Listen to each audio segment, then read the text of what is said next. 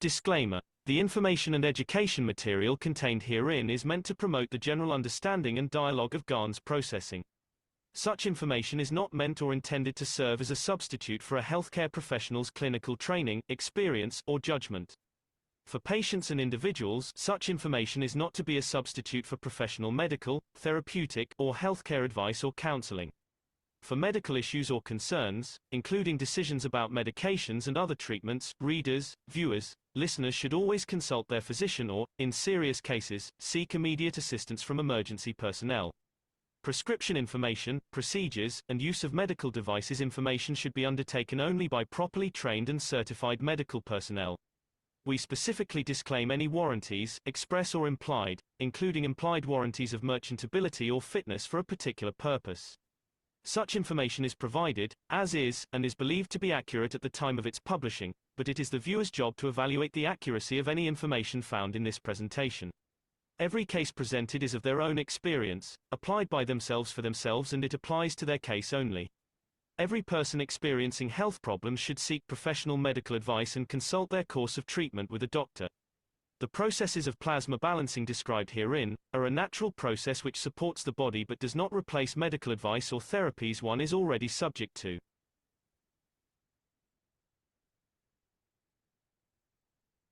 And thank you so much, ladies and gentlemen, and welcome to the Kesh American Knowledge Team meeting here on another beautiful Sunday afternoon. And as we've all seen, it's been quite the ride today already, and we have lots of things to cover.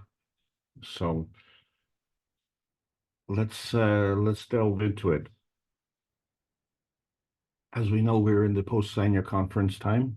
It was a watershed event for all of us, and so we mention this as a date stamp to understand that we are on the other side of the watershed, and things are moving ahead at an extraordinarily fast rate. And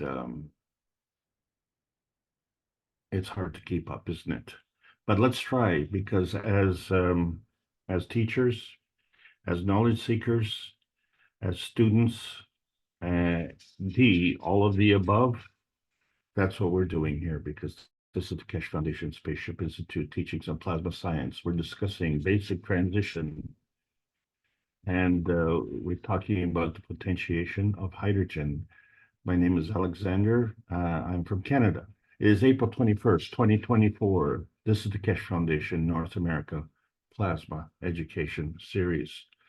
So welcome everybody. As I say, this is a continuation of an ongoing series that's been going now for 4 years. And it's to try and condense all the thousands of hours of teaching that has been going on with the Knowledge Seekers workshops, plus all the other different types of events that have been on the foundation, where we started weekly and now we're on a daily basis, and we're moving very, very quickly along. And today we're going to discuss the potentiation of hydrogen. And the reason for that is because it's quite an essential thing.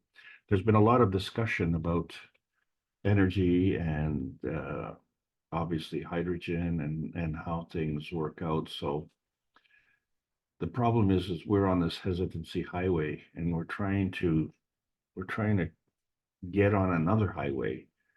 And this highway that we're on is the lowest energy state, and it just seems that life is just passing by.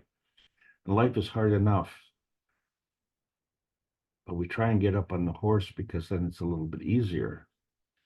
But we have gaps and pitfalls that we can fall into. So we have to exercise caution, because things can get very nostalgic. So we're looking at the future, but we're looking at the future today, because today is the beginning of the future. And this is outlined in the books of Marin Tevakoli Kesh, book number 1, which is the Universal Order of Creation and the Universal Order of Matter, and two come together in the Universal Order of the Creation of Matter. So book number 2, of course, is the structure of the light. And this is important to really understand. And of course, book number 3, The Origin of the Universe. And many of us go through life not understanding where we came from. And if we don't know where we came from, how do we know where we're going? Well, I don't have those answers. We're trying to figure it out. And so we have begun transmutation preparation sessions. And to date stamp this, we have been putting together a series of 6 sessions, one every month, beginning in January. We're now in April, and April 26th will be the 4th such session. And you're all welcome to attend and learn about the new science on a first-hand basis. But what we are trying to do is to release the technology in exchange for peace.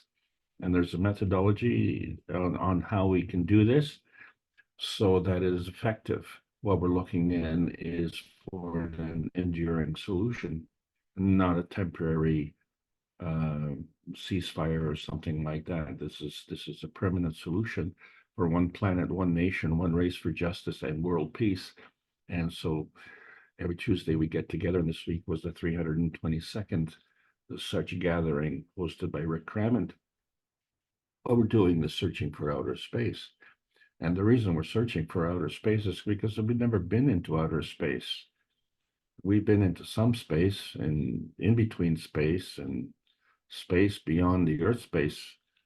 But, you know, when we're looking for outer space, we have to get on that plasma highway to that pie in the sky and beyond. And what we've been is settling for the lowest common denominator, that little tiny little red dot in the bottom right-hand corner we call part of our pie. And we look at the rest of the universe and we say, my God, you know, we have settled for so little. And then, you know, here we are, and how do we get there? And that's a problem for us. But the light seems to do it. And we know that the speed of light is the fastest light, and it travels at the speed of light. And so that seems to highlight the plasma highway, or does it? Because we're not there. We'd like to be there. We just came off the transmission highway. That's the lowest energy state. And we're now embarking on the transition highway, which is kind of that in-between state. And there's some very important characteristics of this in-between state, kind of unique from the other 2 states, if you will. So we're looking at this universe embodiment range from where we are now. What we can see is the rest of the universe, and we're trying to figure out where we are. So we have some things that we have to really answer questions about. So the one question is the speed of light the fastest transmission? We make that claim, but is that true? And then obviously, because the universe is so large, and to go at that speed, that means we must get bigger as well as we go faster. But we have discovered in the transmission series that these are not true. So please check your bags in, because we're going on the next level. And so we're still trying to get this pie in the sky, this universal embodiment, and let's create a new pie chart and see what's going on. So is the speed of light constant? That's a question. And is the universe 70% hydrogen, as they say? Is that true? And do you know where you are? Do you know where you are all the time? And is there a map? So we have lots of questions. So when we look at the MAGRAPH pie chart, when we see, well, wait a moment, if we only have 70% of the universe, what's happened here? Where's the rest of it? Did someone eat that pie? Oh, that was us. We ate that piece of the pie. Well, and that's all we got? We got that small portion? Is that all we have? Is just that small pie? Well, what we're concerned with is this gravitational confirmation. And so somehow the energy has come together with the coming together of the energy from the sun and the energy from the earth, and it's created this convergence point, and we have created hydrogen. And that's what we're going to talk about today is the potentiation of hydrogen. And hydrogen, we know, has a fingerprint. We call it a spectrum. And because it's come here, it is come gravitationally. Well, actually, that's not correct. It has come magnetically. It has arrived to a gravitational position, and that gravitational position is our Earth space, the same way we arrived, the same way that we were born. Because when we're looking at the principal matter, it's an energy pack. It's an energy parceling unit, and it comes and somehow is delivered magnetically and then converts gravitationally. And so where does it come? And what direction does it come from? And so we see that it comes from all different directions. Here we only see two directions. So when we look at this principal energy and then how it interacts, we find that the sun has to have its own interaction, the earth has to have its own interaction, and then the sun and the earth has to have a likewise interaction with each other. And this interaction is a two-way street. So we now have the basic principles of energy in motion and interaction. So whether we're coming or going, it depends on whether we're diverging or converging. And so we're all familiar with the infinity loop. The funny thing about the infinity loop, if we apply the magnetical gravitational principles, we find that actually one loop is smaller than the other. And then what is the loop looping around?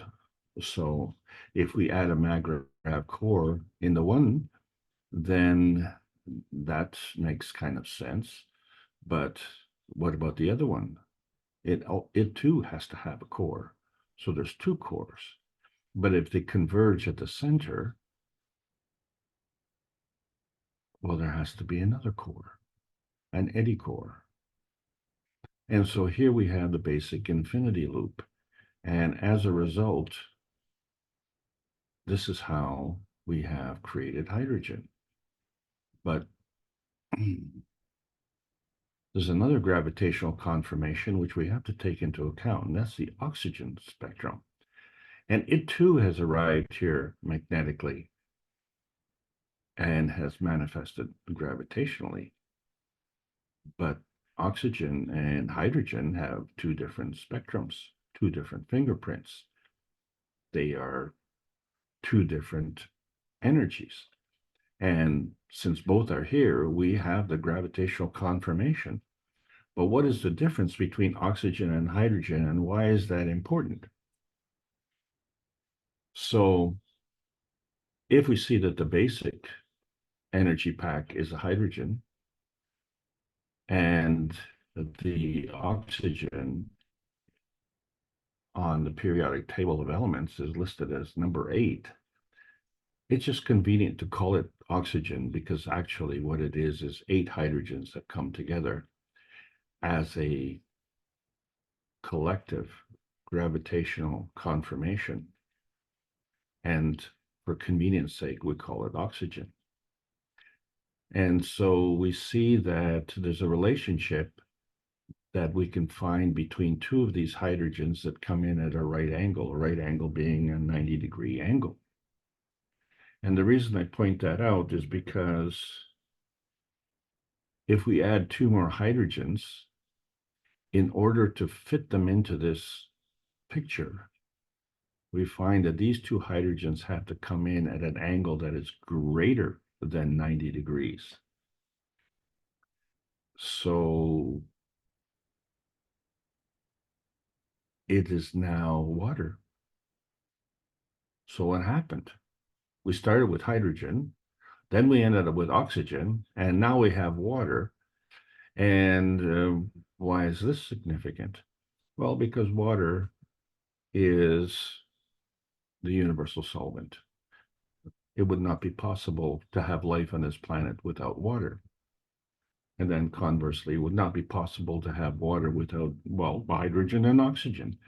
And so we understand that the hydrogen, we say, is two hydrogens and one oxygen, because that's the lowest common denominator that we can come up with, but it's not very accurate, because when we look at the hydrogen, because it is weaker, then we consider that magnetical, and because the oxygen is more dense, we consider that gravitational. But interestingly enough, the maggrav, that is the structure of the H2O, is round.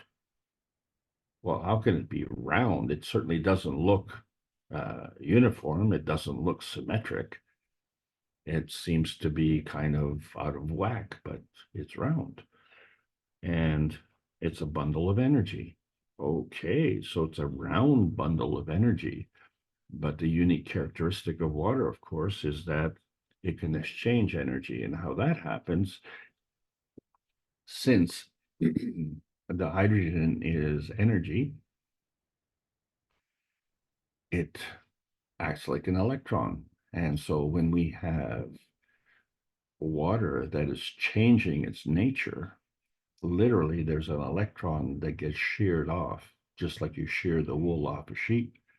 It just gets brushed off and it goes somewhere. And because it goes and contains energy, it has a positive energy. So if it has a positive energy, then what's left behind is the hydroxyl, which now is missing a hydrogen. But it's still kind of a watery substance. It's still trying to remember its name, but it is now negatively charged. And as such, it is now looking for a home. And so this is the principle of energy always in motion. So because the energy is positive, so when we look at the motion, we apply a charge to it. And that's what it means, negative and positive energy. And the negative gives and the positive takes. In the process of giving and taking, energy then therefore can be flowing or binding.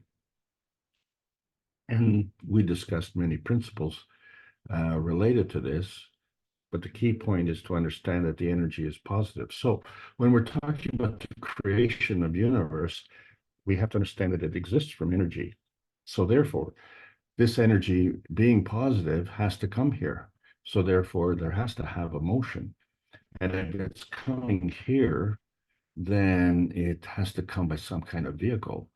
And so the structure of the light is one of those vehicles.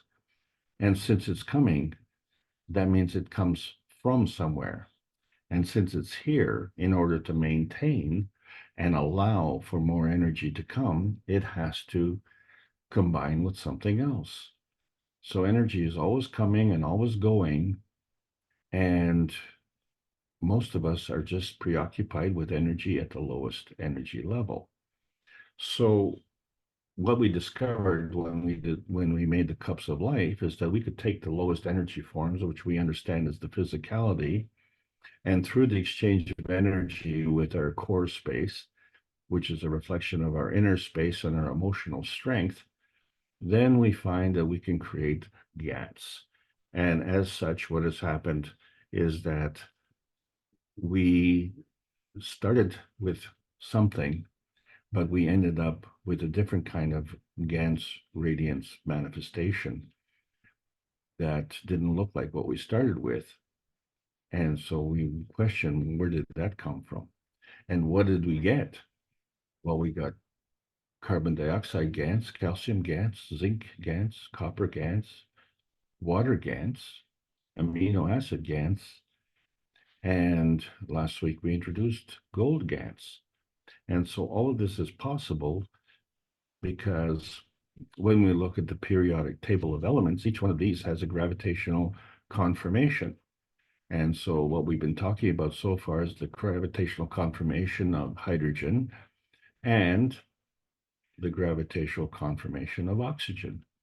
But when we look at the GANs, we find that there's other elements. And so the range of our knowledge has to expand to include those things as well. And here we are just dealing with this basic energy transition. So we are trying to understand from a terminology standpoint, what do we have to contend with? So in the previous classes, we talked about the X, Y, and Z axis that reflected rotation, polarity, and field strength. And these are all things that have to do with energy in motion. And energy in motion was defined as transmission, transition, or transmutation.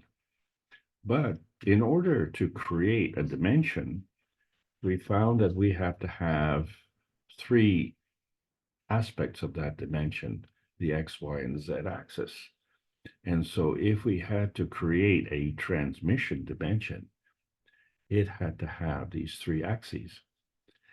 And so now we're looking at this transition dimension of the X-axis transmission, and we find, well, we have a problem here because we have an X-axis transition dimension and we have an X-axis transmission dimension. Well, how can we have two things? So it seemed to be a little bit confused. And confusion is going to be the order of the day because fundamentally we're talking about two forces coming together. So as we see, when they come together, they form two dimensions, and we'll say it's the X-axis and the Y-axis dimension. But there's a rule, and that rule is the higher strength feeds the weaker strength. Well, what constitutes the higher strength and what constitutes the weaker strength? And we're going to have a little bit of confusion with that again today as well. So when these two come together, if there is no resolution, then there will be a point of conflict. And one of the best ways to deal with that point of conflict, as we've seen, is we have to have a point of containment. So that that energy comes together in that conflict, it has to be contained somehow. And one of the best ways to contain that is to create a field of containment. So converting this point of conflict to a point of containment by deflecting the energies, but still keeping them together. And so that becomes part of energy binding. And energy binding is very important. It's a very important self-serving function. And so we've been able to get that with the energy packs that are coming. So why are we stealing energy from others who are equally dependent on that energy as energy packs? So why don't we just carry on taking the energy that comes to us as energy packs and be satisfied with that? But it seems to be that there are other factors that come into play. So we prefer to lie, cheat, steal from others. In other words, fulfilling our energy binding needs at the expense of others. So what happens to their energy binding self-serving needs? So they have to derive energy from somewhere.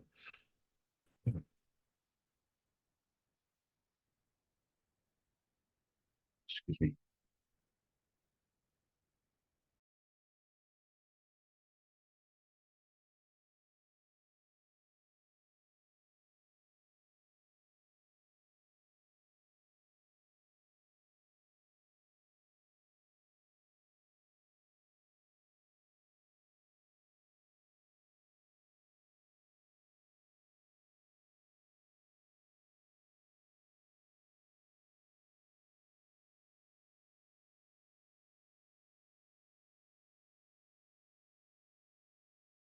I'm sorry about the noise in the back. Just give me a second, please.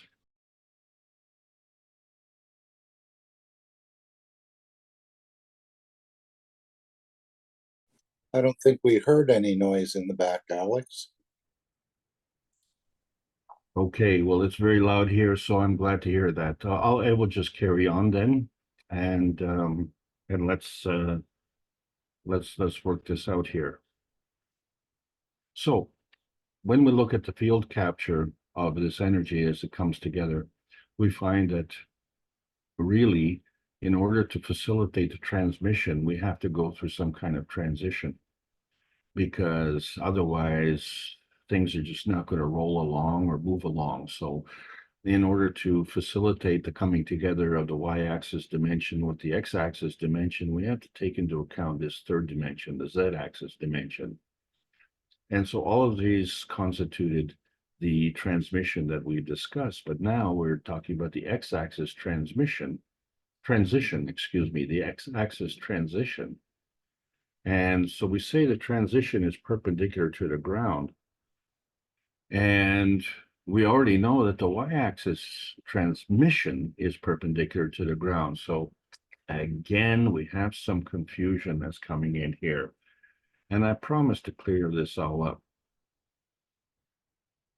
So when we look at the planes by axis, let's understand that the x-axis is operating on the x-plane and it's facilitating rotation. And the y-axis is operating on the polar plane, and the rotation is around the axis. And the combination of the two, not just as a circle, but as a sphere, is the z-axis, which is the whole field. Okay, so those are the rules of the game. We just have to determine what the game is. And so if we look at Saturn's rings, we find that there is a game of the sphere as I've just described. But there's a new game, and these are these visible rings. So these visible rings are part of the x-axis rotation. But there's something different about each of these rings.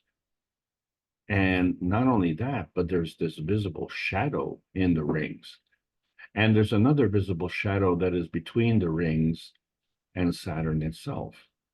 So the body of the planet is different, but there are gaps. Well, that's on the x-axis transmission.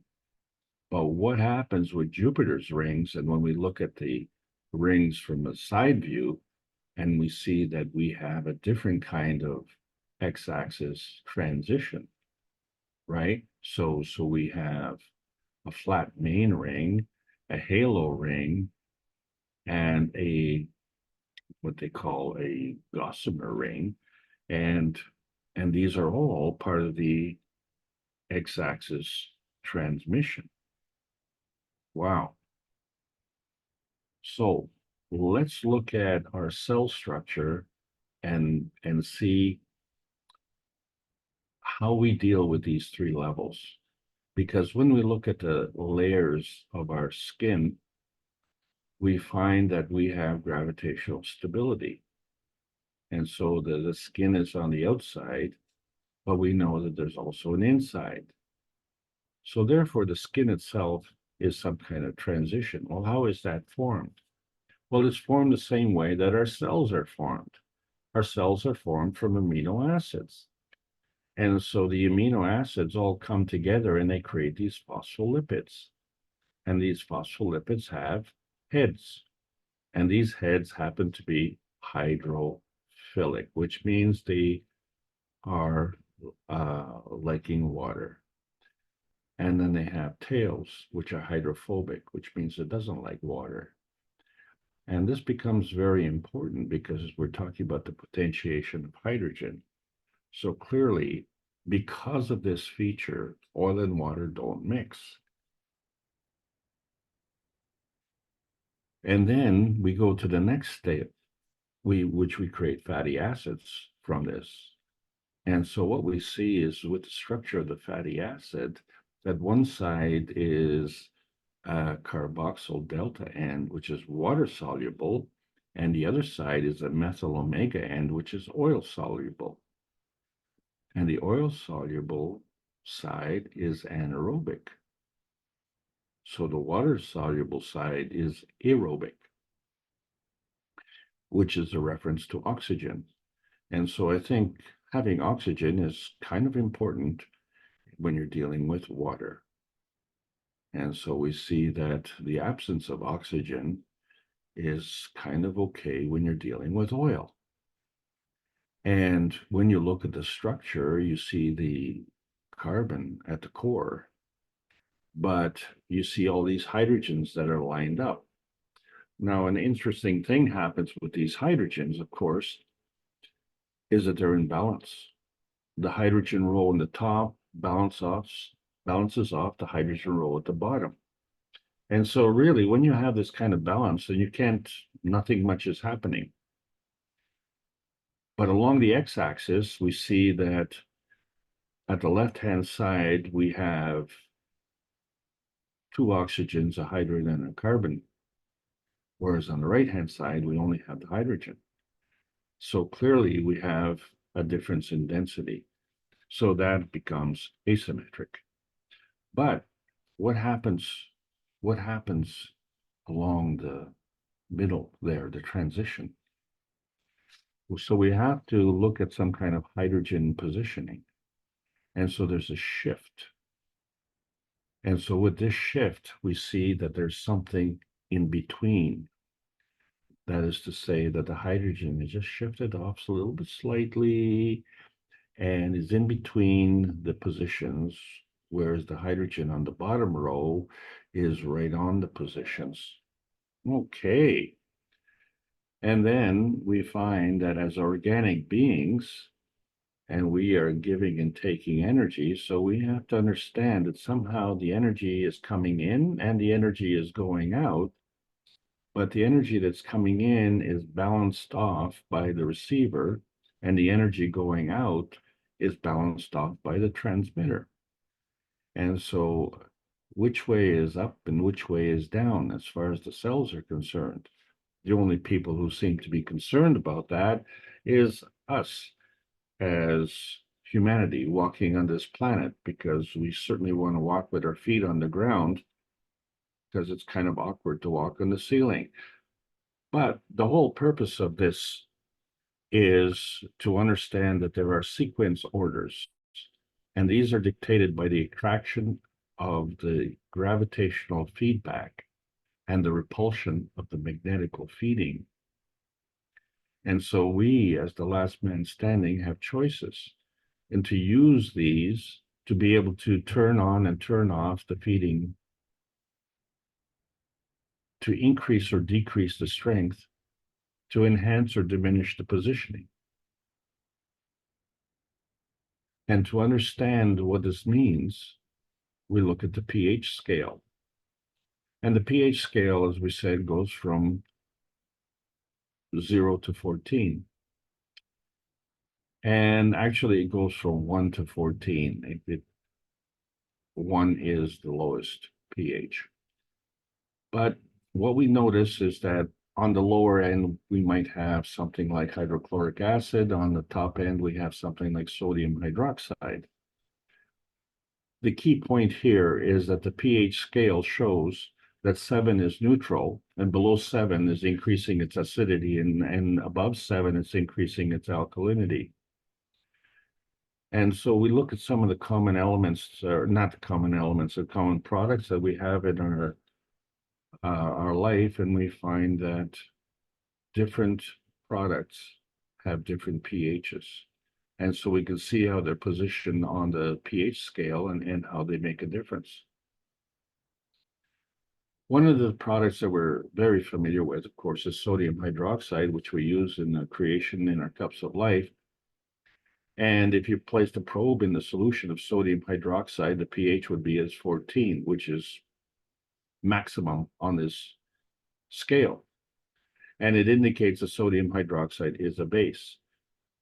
A base is any substance that has a pH higher than 7 and will produce hydroxide ions upon the addition to an aqueous solution, water-based solution, right?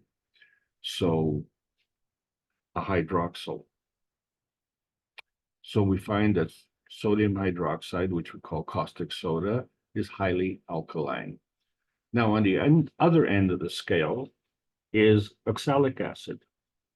And it has a different characteristic. It's called a polyprotic acid with a variable pH range. So that range is anywhere from 1.25 to the highest pH for the oxalic acid is 4.14. So a polyprotic acid is a substance capable of donating more than one proton. A diproduct and triproduct are specific types of polyprotic acids capable of donating 2 and 3 protons, respectively. This is an important point, and we will be discussing that in later classes. What is important about oxalic acid is this is the pH of the acid in your stomach, which facilitates the digestion of food. And so at 1.25, it is below hydrochloric acid, which is at 2.4, and some popular soda drinks, which are also at 2.4, which we know you don't want to pour on the paint on your car because it will rip the paint off. And yet it's a popular drink. Very acidic. But the oxalic acid is even more acidic. And that is in our stomach. Well, how is it possible that our stomach can withstand that? And we don't get hurt. And then another popular product which we reference is CH4. And since acids contain more than one acidic hydrogen, which we refer to as a polyprotic acid, something like H2SO4 is a diprotic acid, whereas all the other acids in the options are protic acids. CH4 is not an acid since it cannot produce or donate a proton. Well, it doesn't have an oxygen, does it? So let's understand better magnetical and gravitational relationships. So we say the gravitational has to do with the Earth space, and the magnetical is moving towards beyond Earth space into that inner space, in between space. And as the higher we go, the more magnetical it is.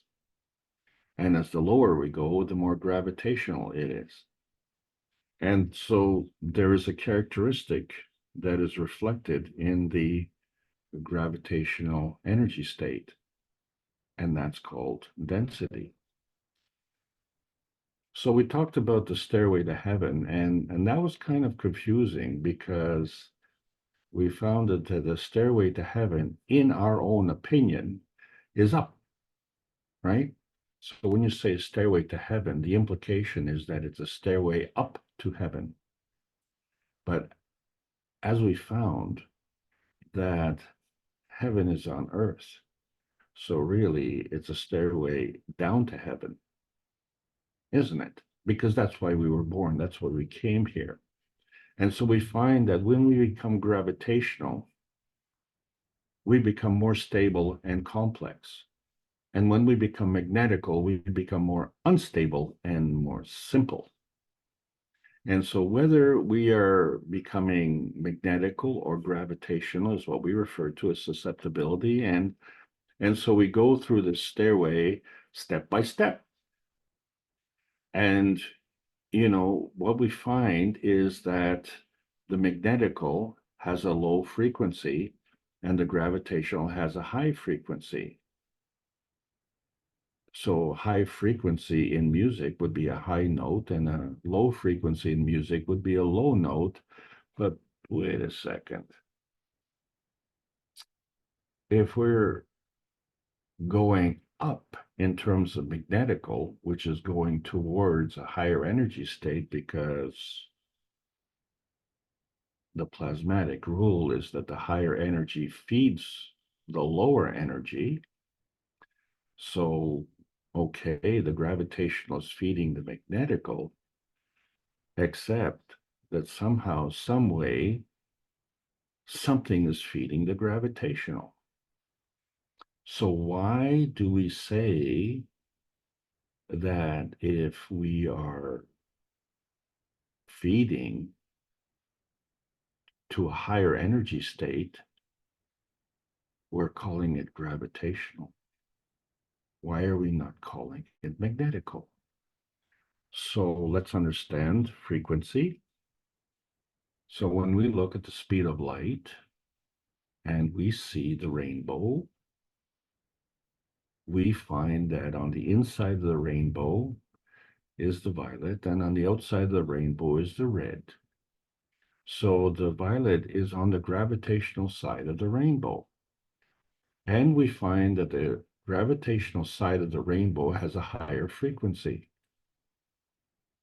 So therefore, that is coming towards the center of the earth, isn't it?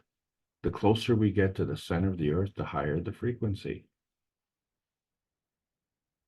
And so the speed of light, which we found was the fastest speed, we also see that the speed of light is constant.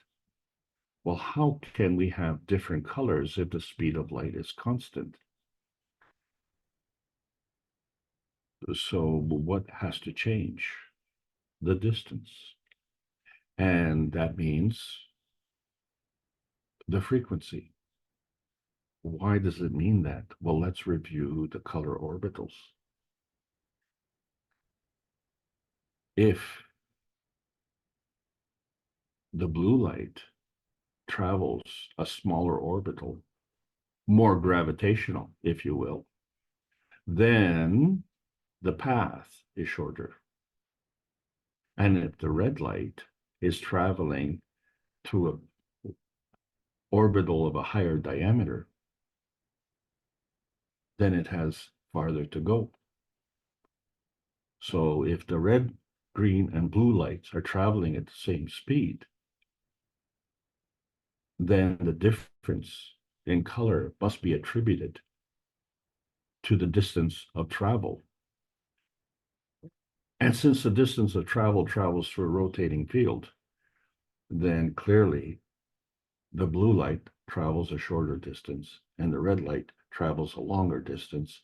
So the blue light has a higher frequency because it can go around much faster than the red light. So this is how we get the aspect that the blue light is gravitational. So the higher energy is gravitational. So when we look at the potentiation of hydrogen and we see, well, wait a minute, the higher pH, okay, well, we agreed that it was gravitational and that means it's more stable and complex. But the lower pH is magnetical, more unstable, more simple. So the potentiation of hydrogen comes in steps. And each point on the scale from 1 to 14 is one step. But these steps are changing by order of magnitude.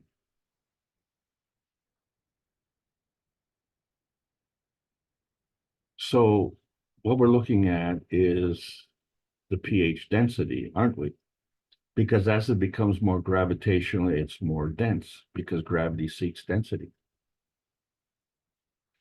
And if we add an acid and an alkaline together, it always totals 14. So this is the basis that if you have something that is alkaline and you add more acid to it, then you lower the pH. But if you add more alkaline to it, then you raise the pH. And as we said, the acid is oily and the alkaline is wet. And we know that oxygen is more dense than hydrogen. So therefore, when we're seeing the pH density, we're talking about the potentiation of hydrogen density. And so when we go down the pH scale, there is less hydrogen. But since this pH scale deals with water, then if there's less hydrogen, then there's less oxygen as well. Because you can't have water without the two come together. Water is the combination of hydrogen and oxygen. So if we're releasing hydrogen, we're definitely releasing oxygen. So it's not called a PO scale, it's called a pH scale. So we just have to understand that that's what happens. And so if we are to split up the hydrogen and the oxygen, the result is still going to total 14.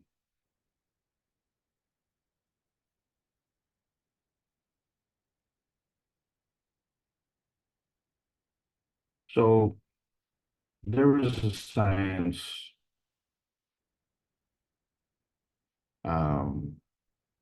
of people who work in a bar. And they make drinks in a bar, alcoholic beverages. And one of them is a shooter. It's a shot, it's a small serving of spirits. And it's usually, 1 US fluid ounce or 30 milliliters.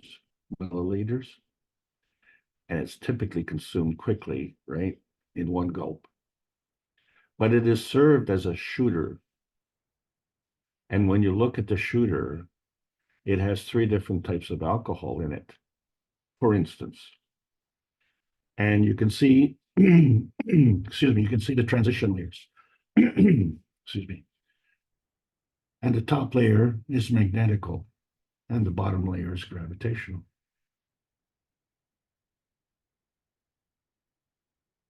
That makes the middle layer transitional. And so there's a relationship, excuse me. The one is less dense and the one is more dense. Sorry.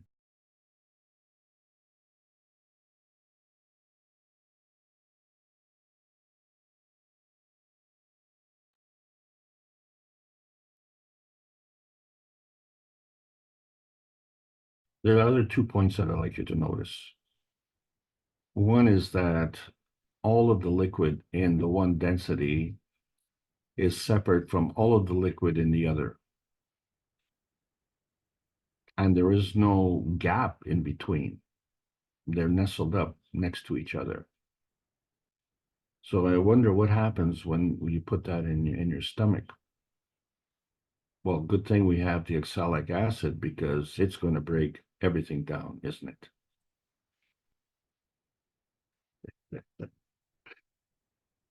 So let's look at the potentiation of hydrogen and we see, okay, if we have 7 energy packs of an oxygen-hydrogen marriage as an infinity loop, 7 is neutral. So it's neither acidic, neither alkaline.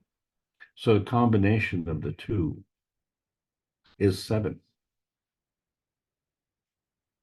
But it's 7 plus 7. You have to remember that because it's a combination.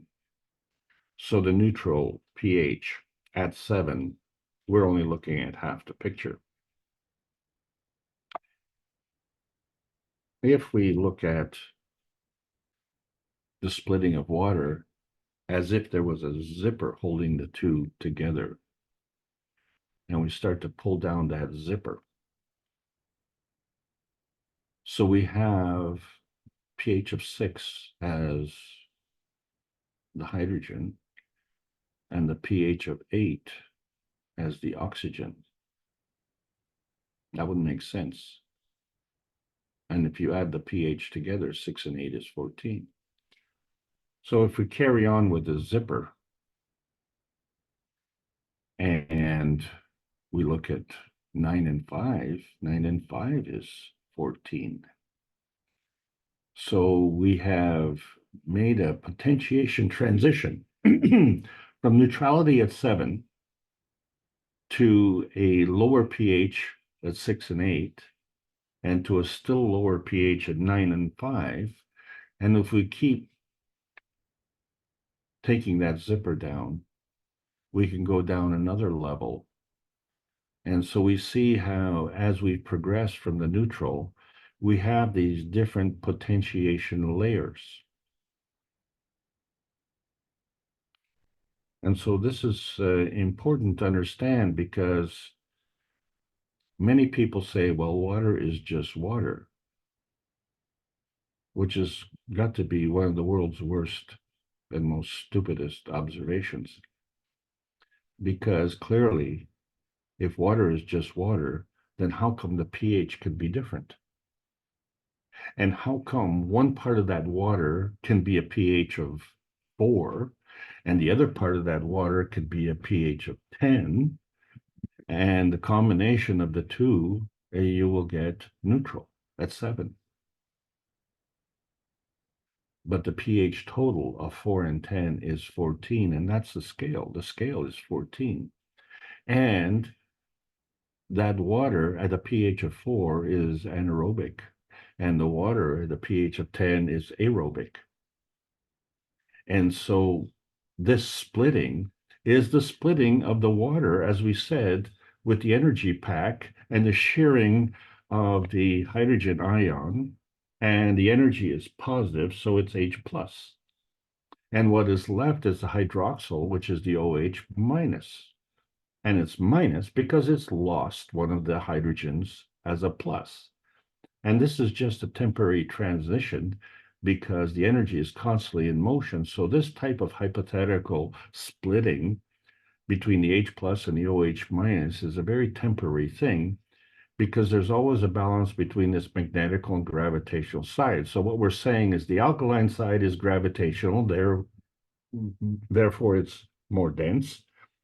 And of course, oxygen is more dense than hydrogen, so that works out. And magnetical is less dense, so hydrogen is less dense than hydroxyl, so that makes sense. So water is not just water, but regardless of what the pH of the water is, it still is water. So there are different characteristics of the water. And that is very important, because when we look at the hydrogen ion and we see that it is an acid and not a base. And this is where the confusion comes in, because it's kind of counterintuitive, isn't it? Because it only has a proton. But acidity is defined by the ability of a molecule or ion to donate a proton. And since the H plus already consists solely of a proton, it can't donate another one. And therefore it can't act as a base. So in other words, if you're giving a part of yourself, then there's an energy transaction. Hydrogen cannot give a part of itself. It has to give itself totally. And so we find that the hydrogen ion has this characteristic where it has a pH of around 7.38. And we find that its concentration in blood, which is more dense than water, and it has a pH of 7.4. So if we look at the relationship between the hydrogen ion and the hydroxyl, the OH negative, we find in the scientific notation that as we go through the pH scale, the hydrogen ion goes from 1 to the times 10 to the power. And since it's smaller, it ends up at the pH of 14 being 1 times 10 to the minus 14. And the OH minus at 14 is 1 times 10 to the power. And once it gets down to the pH of 0, it's 1 times 10 to the minus 14. The exact opposite of the H plus.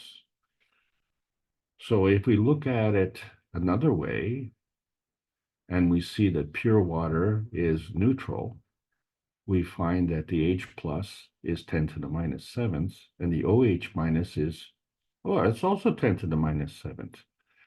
And so this is where we see that if you add the column on the left with the column on the right, it always comes out to 14. That's the potentiation of hydrogen. And as a result, it's also the potentiation of oxygen. But if we look at the scale this way, and so we see that it's a sliding scale one way for the H plus and a sliding scale the other way for the OH minus. And if we were to apply that to the stairway, we find an anomaly, you see, because from 4 to 5, that is a pH change of 1. But 1 in a pH scale is an order of magnitude, which means 10 times.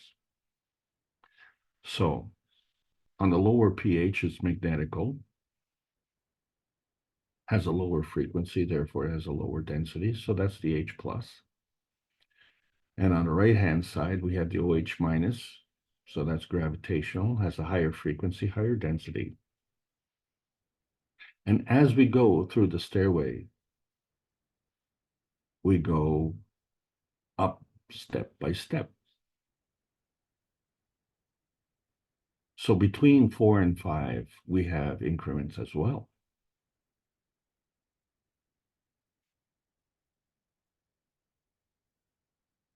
So let's remember, this is a two-way transmission, right? We talked about 2 dimensions, 2-way streets, 2 directions, 2 sizes, H plus, OH minus, definitely 2 sizes, 2 variables. They're both variable based on pH.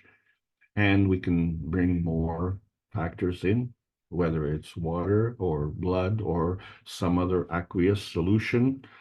And so this is all part of the two-way transmission. And that's what we're talking about here. We're talking about the transition of transmission.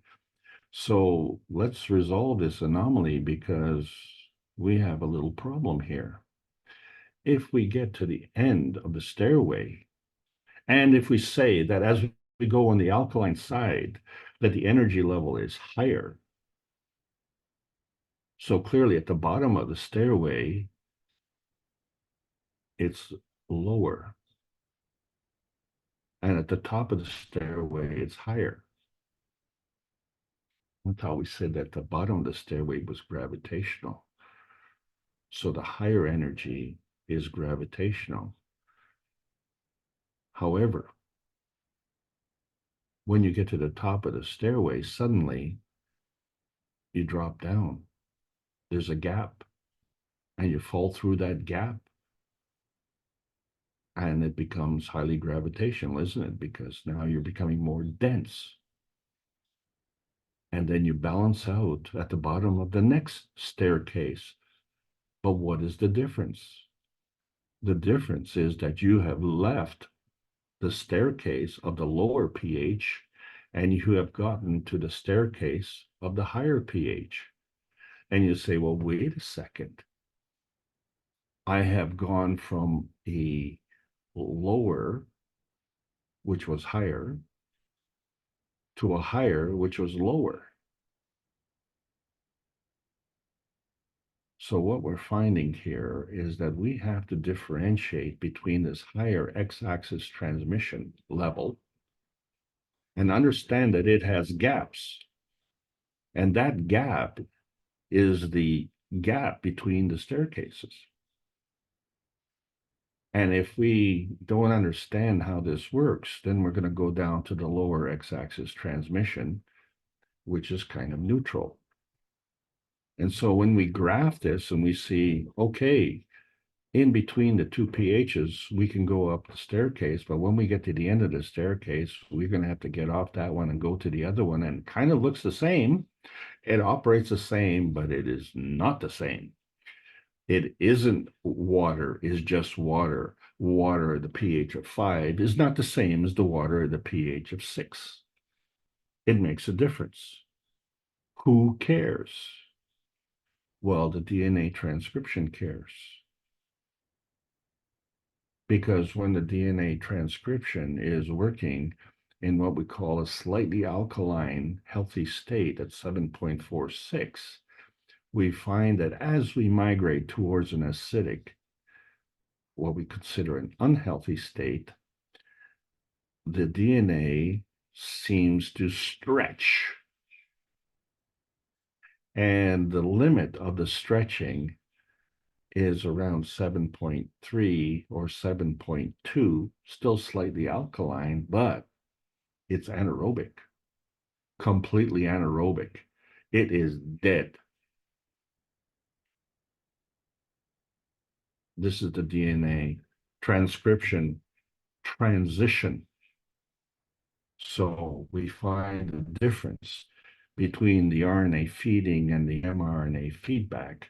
The RNA feeding comes from an energy pack, and the mRNA feedback comes from the physicality. And the matter-gen state, which is the combination of the feeding state and the feedback state, varies with the pH. And the pH is the potentiation of hydrogen, which is the energy pack that we all need for our energy binding. So we have to understand this new dimension. It's this new transmission dimension. So we have these magnetical plateaus, but in between these plateaus, we have these gravitational gaps, and they come to a lower energy state. And many consider these are pitfalls, or faults, failings, and weaknesses. And we have to issue a notice of danger, because there's always this potential nostalgia. I guess that would be PN. Show me, warm and fuzzy. Oh, there's the QD. Okay.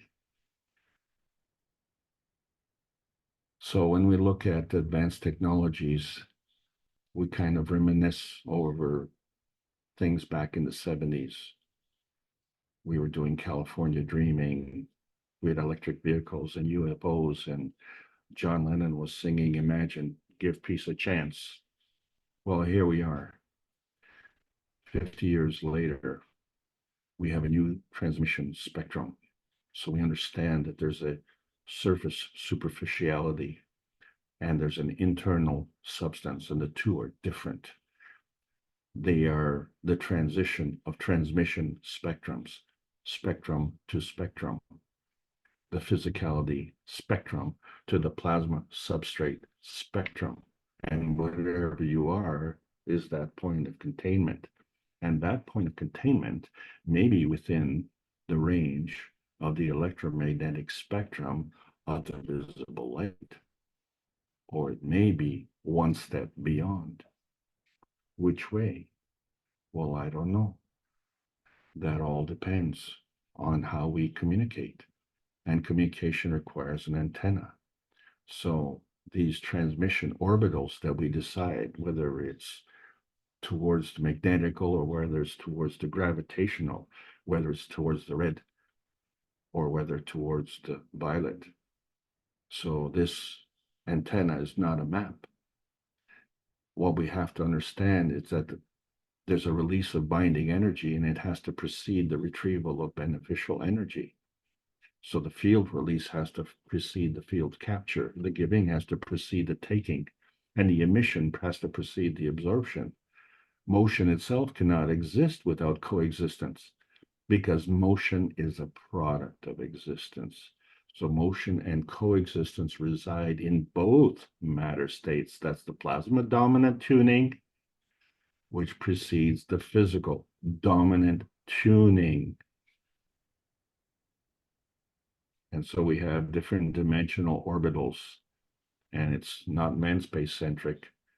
It's not even Earth space centric. It could be sun space centric, but the thing is, it's definitely dimension centric, and it depends on the proximity and the nature of that dimension. And each dimension centric has to have 3 dimensions, 3 transmission dimensions. There's the question of what is the message and how is that message contained? And in which transmission dimension orbital are we referring to? So when we look at the feedback summary and we see the sound, the light, the heat, the pressure, the luster, the superficiality, and the laminar containment, all this is part of the x-axis transmission dimension transition. And we are physically dominant. So we are looking at this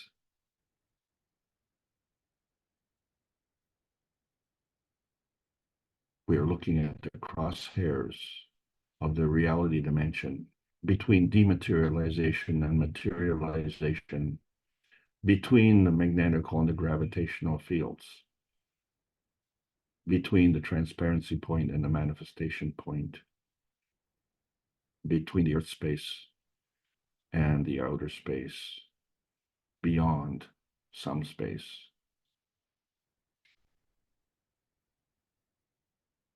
There are various dimensions and various matter states. The physical is gravitational. The plasmatic is magnetical. And unfortunately, our society and the way we've been educated is feedback dominant. And so we have to now understand as knowledge seekers that we are part of the message feeding manifestation. We are also part of the message feedback manifestation, but we have the capability of transmission tuning. And in that process, we can do a transition tuning as well. So hello, Earth to superpowers. Come in, please. We're doing the research on the new plasma science. And so the top minds in the world are welcome to join the research teams for the purposes of bringing peace on this planet and establishing freedom and emancipation for humanity, because now we're in the post-March 15th era of 2024, where we can have choices how to get that graceful space of our inner space, balance off between the transmutation space and that bountiful space we call our heaven on earth space. And for 534 weeks in a row, the Knowledge Seeker workshops have been trying to bring together this greater oneness, transcending the limitations of nuclear science. We've been doing this for over 10 years. This is the Keshe Foundation Spaceship Institute Teachings on Plasma Science, welcoming all the beautiful knowledge seekers. We are ready to eclipse the old ways with the new plasma science. And we need to have a world peace treaty. We need to sign it sincerely, with our heart, with our soul, with our pen, and with good intentions, because we wonder, is man the reactor of a 3-dimensional universe? Or can we find heaven through the field transition? Does man have to go out of his mind to go into outer space? Or are we mining the orbitals of the 3 dimensions of truth as we flounder in the nostalgic old paradigm?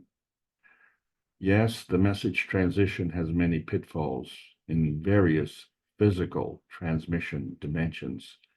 And this is why the plasma science needs to continue to be delivered daily in exchange for peace on earth. So welcome to the new outer space age. And that's the end of the lesson. I hope you enjoyed today's session.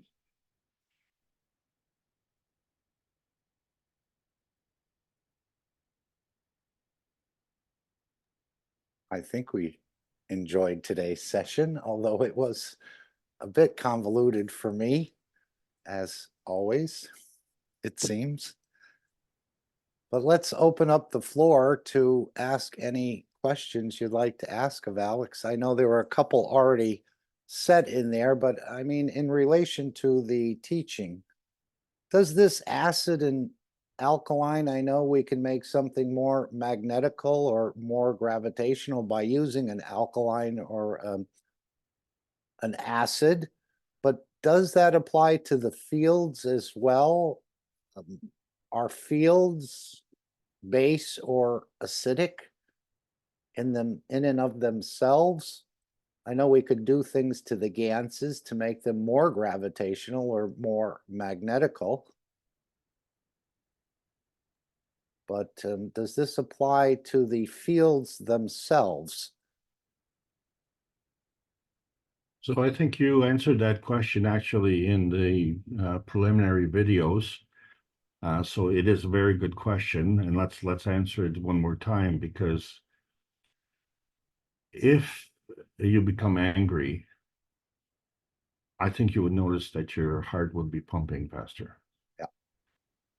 If you are cold, you would find that you are possibly shaking, so to generate more heat. If you are calm, you will be at rest, and the frequency will be a lot lower. So which way is it? Is it magnetical or is it gravitational? But if the magnetical and gravitational is considered on the transmission axis,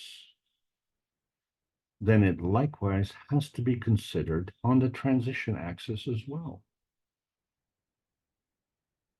because there's a giving and taking. So if the magnetical is giving, then the gravitational is taking. And if the gravitational is taking, then it must be also giving.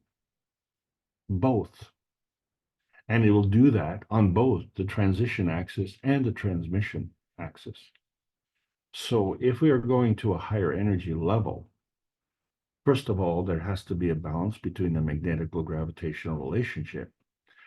And once we're on that higher level, in order to facilitate a transmission on that higher level, we have to have a magnetical gravitational relationship. And so we have to understand that on a lower transmission level, it's a two-way street. On a higher transmission level, it's a two-way street. On the transition between the two transmission levels is a two-way street. Oh, if you didn't have that, there wouldn't be any balance. But if that balance was perfectly symmetrical, then you wouldn't have any exchange of energy. And then if you don't have any exchange of energy, well, then you don't exist. How's that for an answer? So.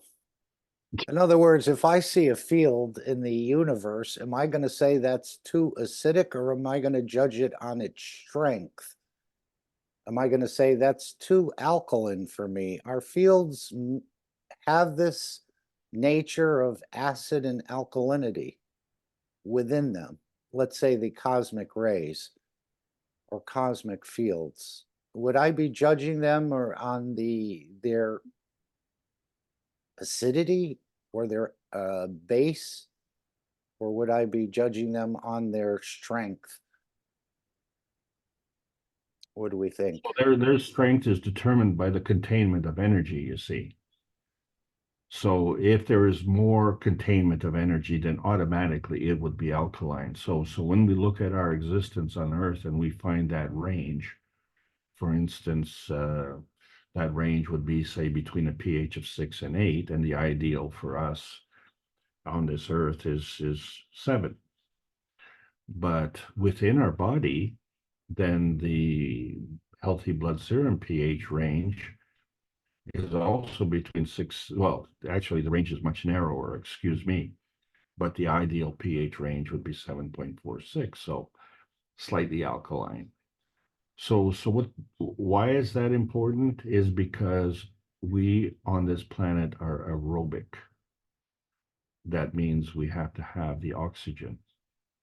So as we get more acidic, we have less oxygen. Without that oxygen, which is highly magnetic in its physical form, we would not have any gravitational energy to be born here. And we would not have any gravitational energy to manifest in the physicality. So then natural selection of whether it's acidic or alkaline is determined by what we need for our existence. And we don't have the capability within our physicality to determine that, because we have over 70 trillion cells in our body, and each and every one of them has the same question. So we find that the energy pack itself is hydrogen. And if we want to exist, coexist, if we want to create, or if we want to diminish, deplete the energy, then it's a giving and taking of the hydrogen. And we do that not physically, but we do that through our intention.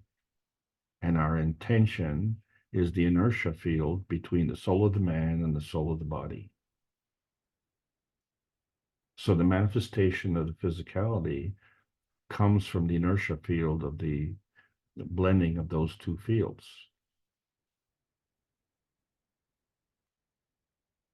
So we can alter our physical manifestation by altering how much energy we receive, can't we? And so now what we found with the advanced science is that we're deficient in that energy.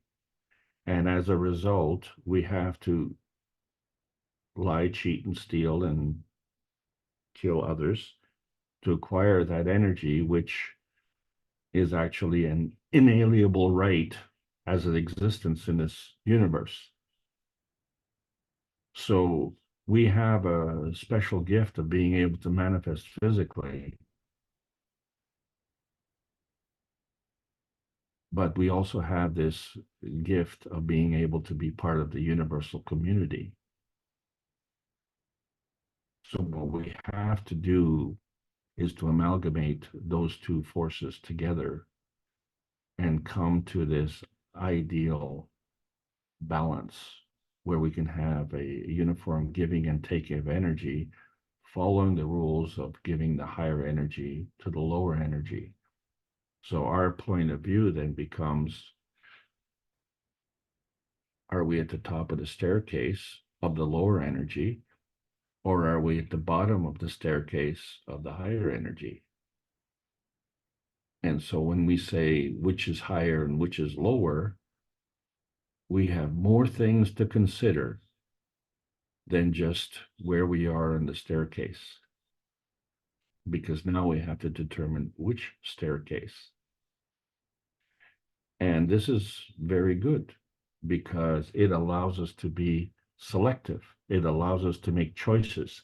It allows us to be ourselves and be unique. So none of us is born at the same time. None of us has traveled through the universe the same path. So none of us has acquired the identical energy. And this is what makes us unique.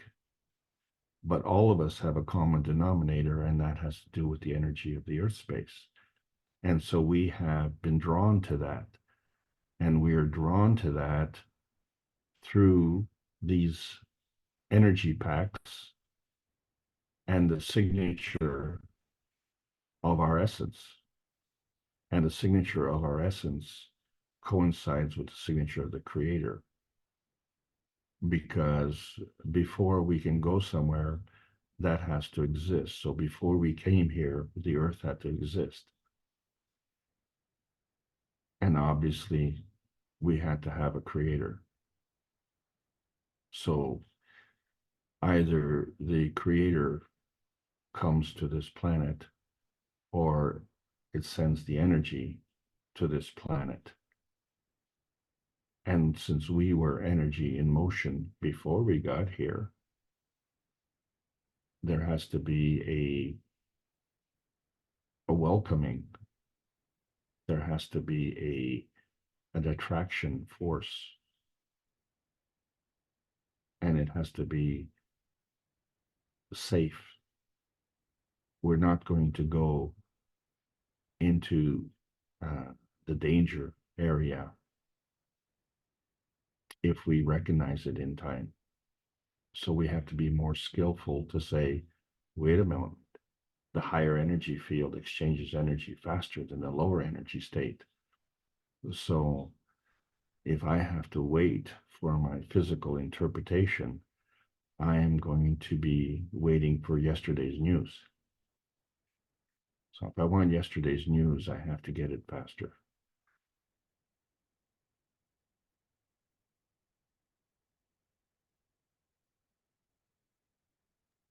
Okay, thank you, Alex. Let's see if anyone else would like to join the conversation, ask a question, bring a comment in about what you just heard. I see a Universal Council member here from Italy.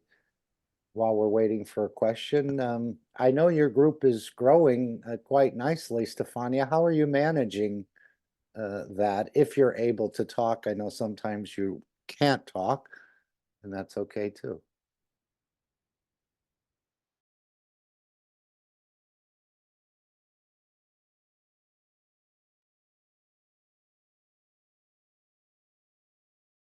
Hello? Yes. Hello, Stefania. Yeah, sorry, I have to change place. I I couldn't talk where I was. Your So language community is growing, as I understand it. You said Yeah. hundreds of people have started to. 1,000. 1,000. What is the reason for this? What has caused such a large influx of people? The interview from Eleonora, because she got 40,000 follower. 40,000 follower in her YouTube channel, and as soon she's made these two interview, we had like 1,000 people in 6 days join the chat. It went really up. So we suddenly have because we have not many people active in the Italian group, where maybe must be like 10, and suddenly we were very busy. So we had to still now we're very busy. So we have a high request on public teaching, face to face. So the few knowledge seeker, I think we got like 3 or 4 knowledge seeker who already were doing public teaching around Italy to share the technology, the knowledge. Now suddenly they want workshop everywhere in Italy. So we got not enough teachers. So definitely is good to study, because maybe it will happen to you. So it's good to, I think I'm not good in teaching, but I think I have to now force myself to go really deep. That's why also I'm here tonight, because I'm trying to, we cannot copy and paste. So we really need to understand deeply, and then we can teach. So I have to do much more study. I don't feel confident enough to teach. And so in Italy we got big people, lots of people. So then we have other people that we now try to organize the chat. So luckily because of this flow of newcomers, we suddenly have 2 or 3 more translators. So we have one lady, she's actually English, but she living in Italy for more than 40 years. And she's now helping with the translation, so it's good. Then we have other doctor. They used, a lot of people from the past have seen the interview of Eleonora Fani with Mr. Cash. And so we got doctor from the past to join the foundation. So this is good. And one doctor also start to help with the translations. This is very good. So we have a lot of people who wants to learn but they're all new. So we're sharing all the teaching that we did with Alex, all your teaching that we translate. We sharing them with the new people. So thank you so much, Alex, for your teaching you did it in the past and you do it now. People love them. So luckily we had a team. If you remember, people from the past they translated. Now we make like a library. We copy the Spanish group on this one. We saw they have a Spanish library, and so we copied them.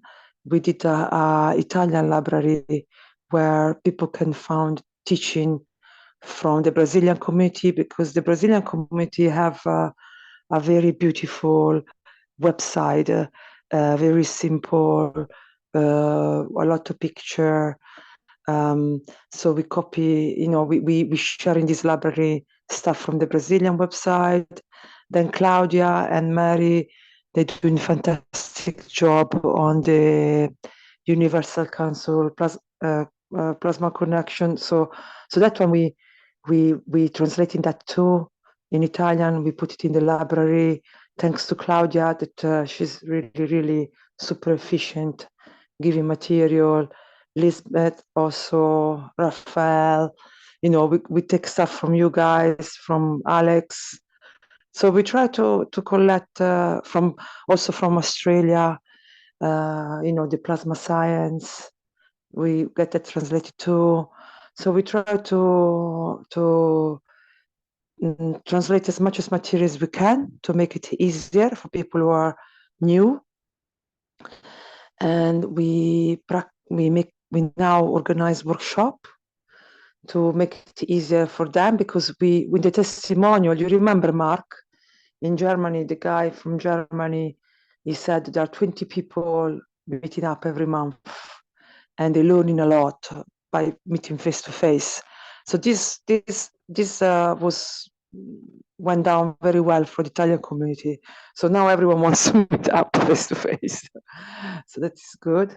Beautiful. But we're missing a public teaching like your one in Zoom. In the past I did a few, but I just don't feel I'm good enough to teach yet. So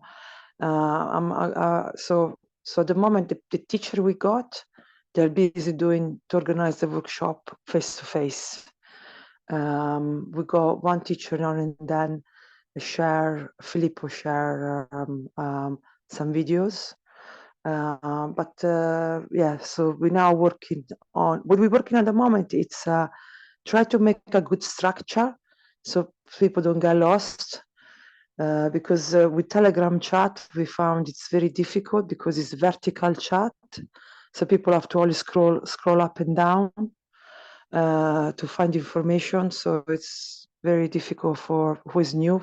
So we tend to post each time the same messages. So we try to maybe organize like in the Telegram you can have a fixed post, but we're gonna have a meeting with the KAKT Foundation to see, to make sure that we're doing everything under the guidance of the ethics. We now remind people we forgot about the peace treaty, so now we're reminding people with the peace treaty need to be signed, because we got a lot of new people, so it's important they sign the peace treaty. And what else? Just this. Amazing that one interview with Mr. KAKT or two interviews with Mr. KAKT could bump up your interest so much. And this is what he said in the past. He said, give me 1 hour a day on television in your country, 1 hour a day for a week, I think he said, and he would change your nation. So you can see how powerful the delivery of Mr. KAKT is. Again, I think he's reaching more than the words. There's something that's happening on the soul level. He's touching people at the soul level, bringing them into create more interest in this. They know it's something that they feel within them, and he has the ability to trigger that soul to or the soul of physicality to want to learn more, to catch up with their own soul, even though at this point they may not realize that's what they're doing. But that's an amazing influx, again, from just a simple 1 hour or less interview. I'm not sure how long that was, but Mr. Kesh delivers flawlessly in these interviews. What I Beautiful. found, the people are ready. For example, this time, because the Italian group break, It's build up gone again, up, it's break. gone down, it's gone up, it's gone down. It's like a This must be the seesaw third time. sometimes. Yeah, Must be- you've told us this, you know, they start to build and they start to build, and then one person is not happy with the other, and there's some infighting, and then there's a dissolving, and then it's going back up again. Well, this time, this is a huge input into the language community of the Italian Kesh Foundation. So I please find take- people are more ready now. People are more ready. I think, I don't know if because of the pandemic, but people are more ready to take in the plasma technology. I noticed now the people who come now, they're already well knowledgeable and already understand very well. They just need time to, put name into things and put things together, their knowledge with this knowledge, like Mr. Cash, he said, you add the knowledge. So I found people are ready this time. And Excellent. I found also people from the past coming back. So hopefully we get again more united. Also, we got more material now. Now we got more testimonial. We got more material, more video. I want to thank everyone who helped me, who helped us in the background, like the TV group, Eddie, everyone, because we got so much material now so it's much easier now to provide people with testimonial.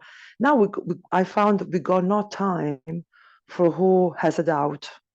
Like, yes, we happy to have people who are skeptical and they questioning, because it's great to have this, because it's how you learn.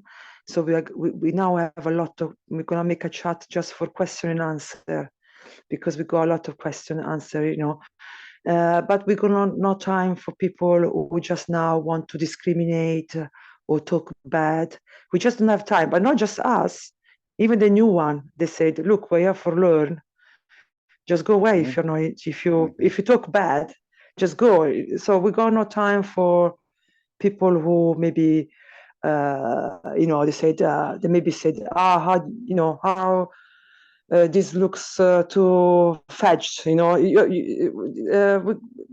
I found that people are more educated, and somehow they don't have time. They just want to learn. And they are ready for this, and they go to the next step. I have to say that we're very lucky to have Eleonora and Vincenzo. Both are already done movies. They're already good of editing. For the first time, in Italy, we don't have to speak in English, then translate it in Italian, then speak in Italian, then translate in English. It was too much for everybody. It was too much for Italian person, watch the whole things. It was too much for a person that was not Italian. So to have someone who editing like them, it make it much fluently easy for an English person when we do the English version, and for Italian person when we do the Italian version. So, and it was really funny because Mr. Cash said to Vincenzo, because Vincenzo for us has got like a sexy voice. So Mr. Cash said, can you make a sexy voice? And I think he did. So, he translated well what Mr. Cash said. So I think it works very well in Italian. So that's why I think we had this success as well. I don't know if you have the same good feedback in having the interview translated in English with no Italian. Maybe even for you it's more fluid, I suppose. Did you like the interview? 100%. Yes, I've seen it 3 or 4 times.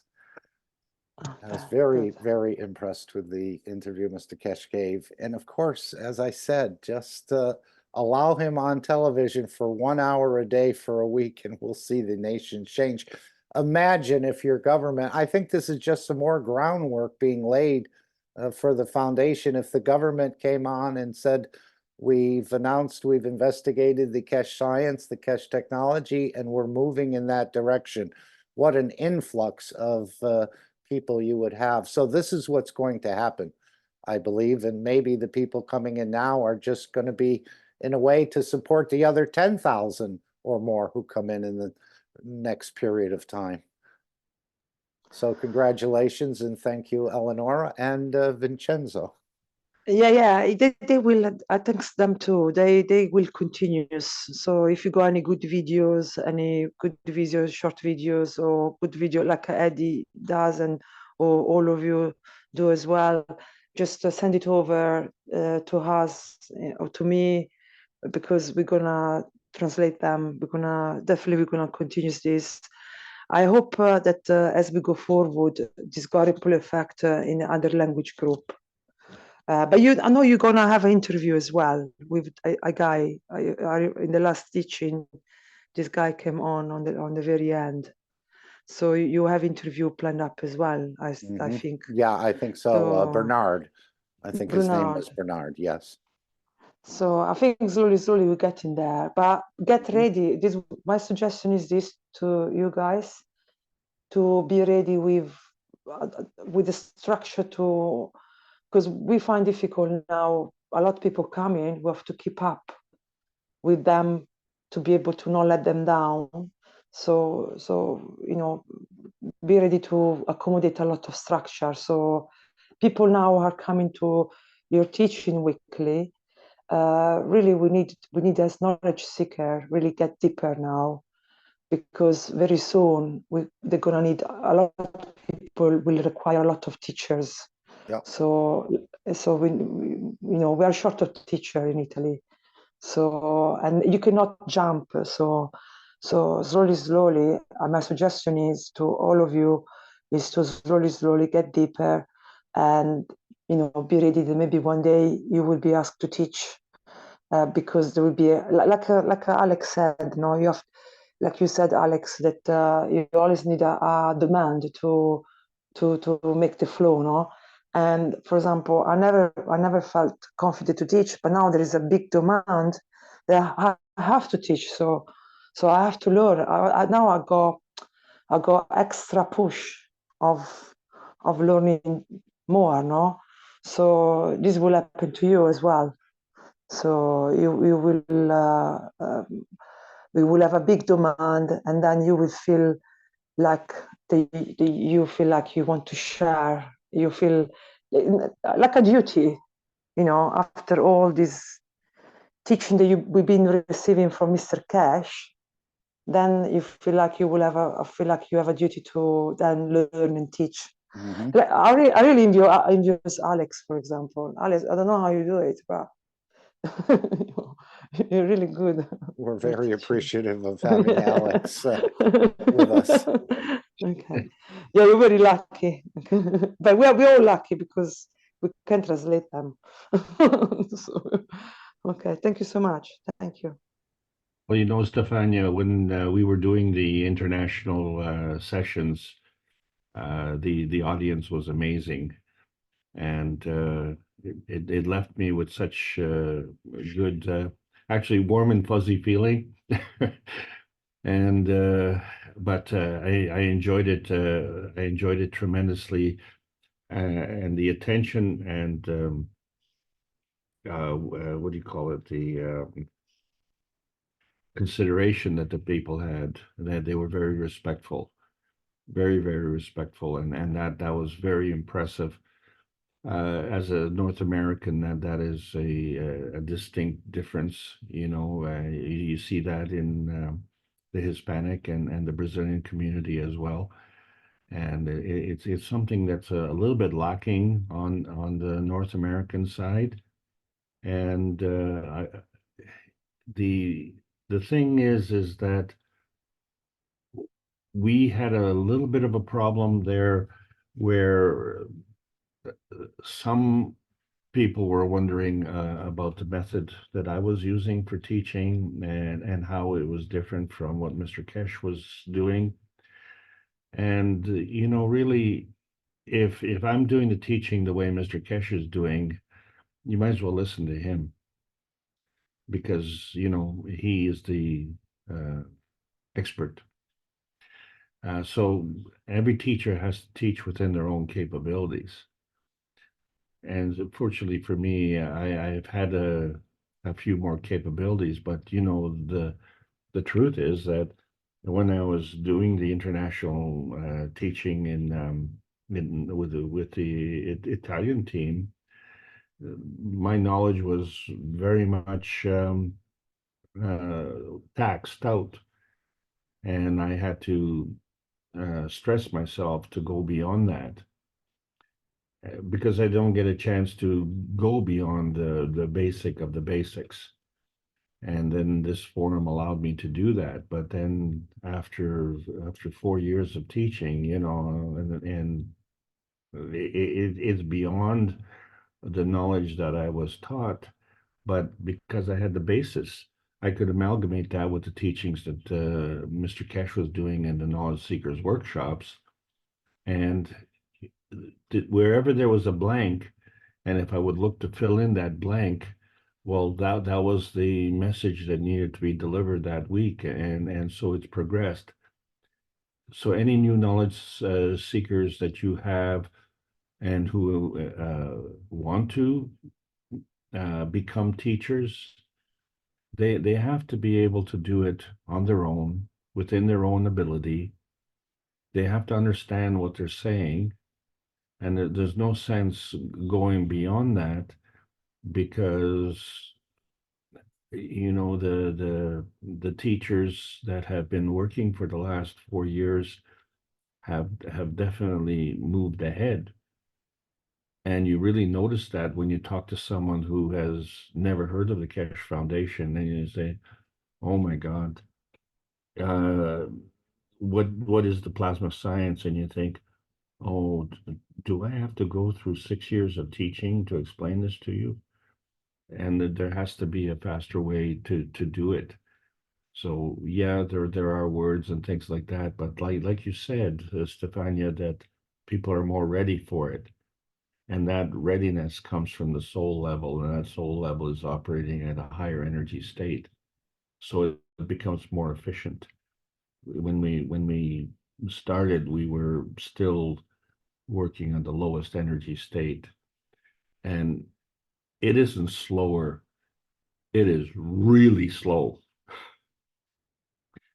And it's very it's frustrating sometimes at how slow it is. But like you say, you don't have time for those skeptics.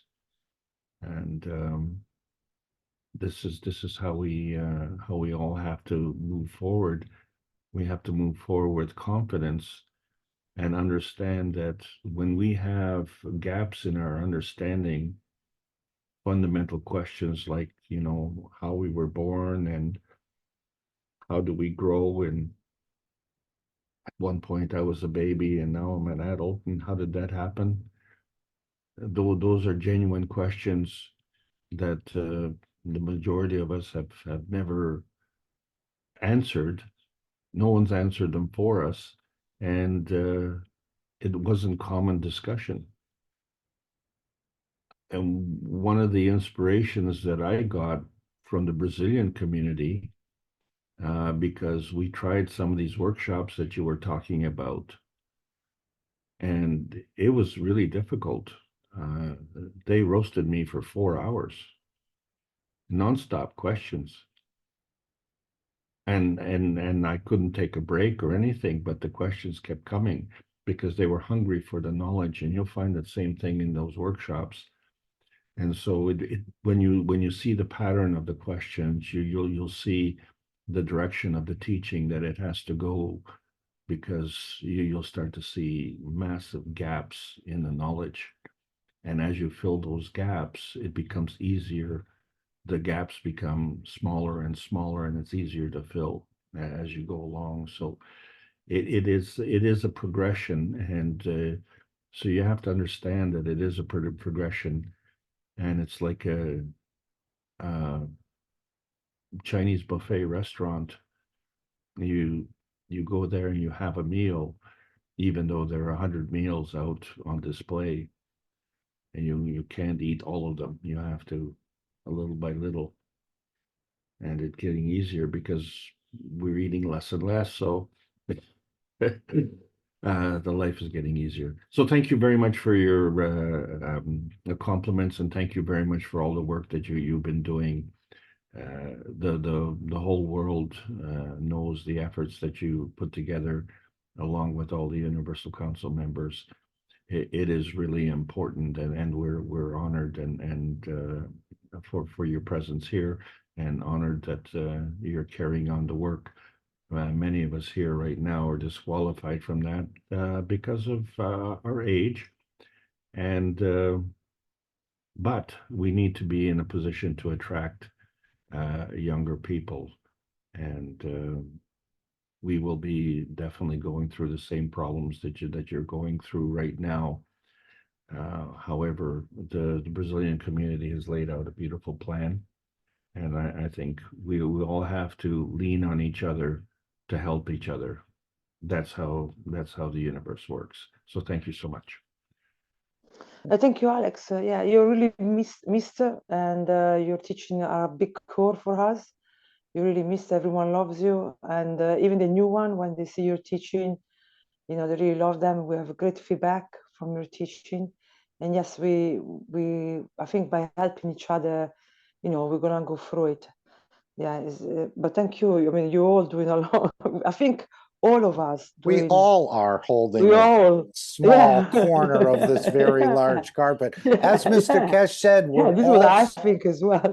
we're all students and we're Yeah. all teachers. He just said, you Exactly. just explain what you think you understand about this technology. He didn't say you have to be 100% right. He said, we don't interfere because we know somewhere down the road you'll understand more. So the idea is we're students and we're teachers both simultaneously. So don't be afraid to share what you think you understand. No one is going to judge you for that. And this is my understanding, that you can share what you think you understand. And as we're finding out, we don't understand a lot, but Mr. Kesh doesn't interfere. He lets us go on, and down the road, we'll understand more. So we all have this ability to teach. We all have the ability to be students. Even the creator is still learning about his own creation.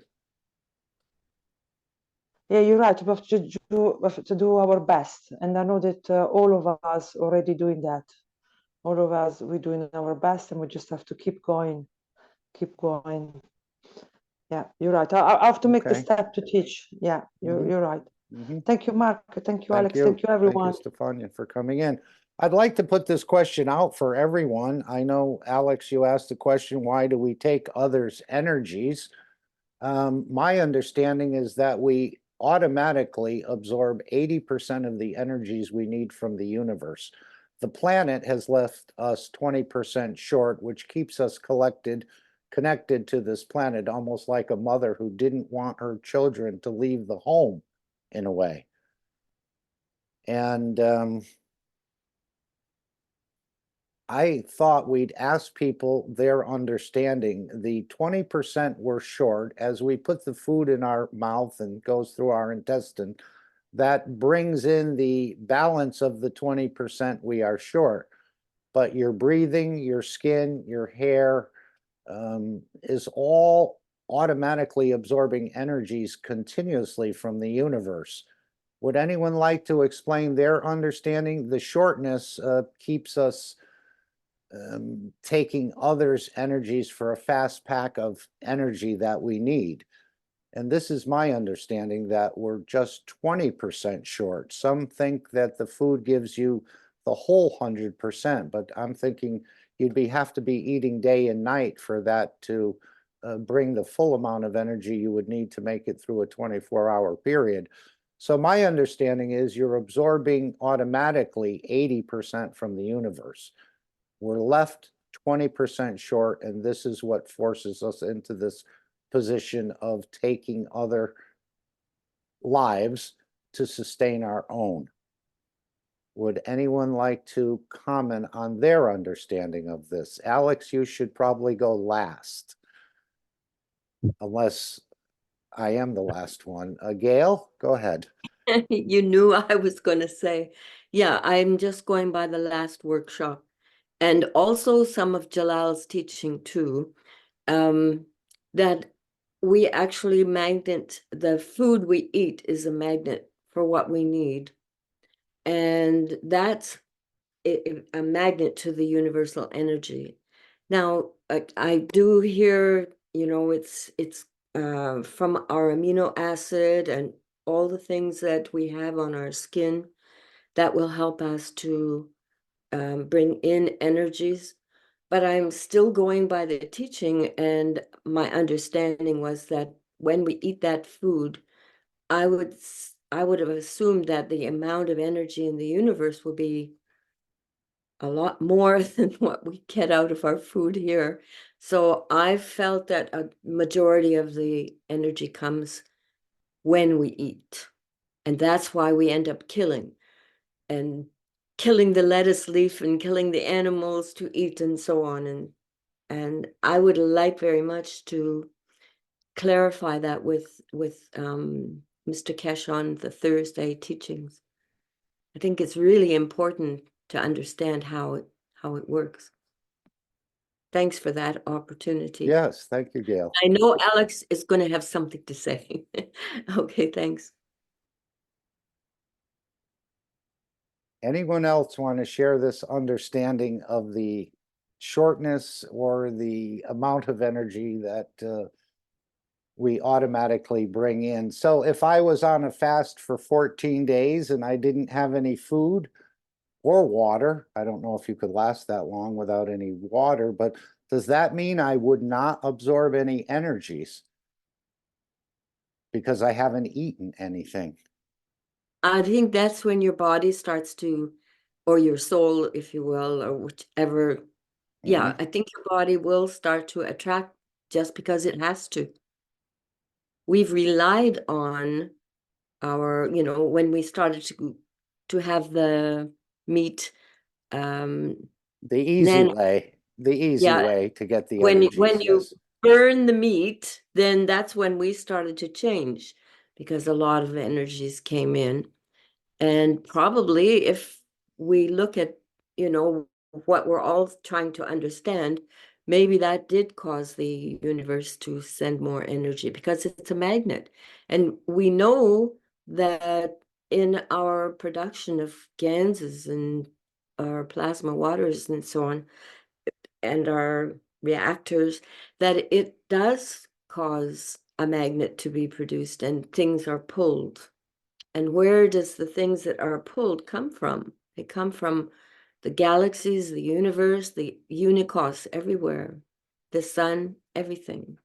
So to me, it's something I'd love to clarify and find out. You know, we're full of ganses, right? And so those ganses are giving and taking energy just on their own, I would think. But And how do we so- keep, Go ahead. yeah, how do we keep them going, so to speak? Like, does it start off with our childhood and produces it all at once, or things break down and then we produce more? It's quite a long question, I think. Right, And but these ganses within our body are superconductors, so they're absorbing and discharging energies automatically, just the way the GANS does. And that we make in the matter state, let's say. Of course, ours is in a vacuum and it works a little bit better, I think, than out But in the... what energies is it taking? It's taking from the universe. Yes, it is. I would think so, without putting any food. The food is just the trick or the trap to fill that 20% gap. That's my understanding. Anyone else want to bring up their thoughts on this? One more thing, I was just Yep. going to say, we become dependent on it. It's almost an addiction.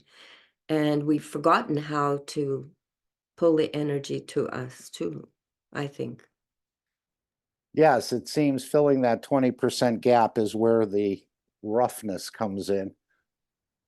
Yeah. And as he said, the planet didn't want to really allow us to leave, so it made it quite easy for us, or left us short, that we would go first to the matter state to get that, or to take energies from other creatures, instead of learning to absorb more from the universe. Not only do you, if you're not eating is one thing, but you, on the other end of it, you'd have to learn to absorb more energies from the universe. It's just not stopping eating. There's a process of, or a way to absorb Fortunately, more energies.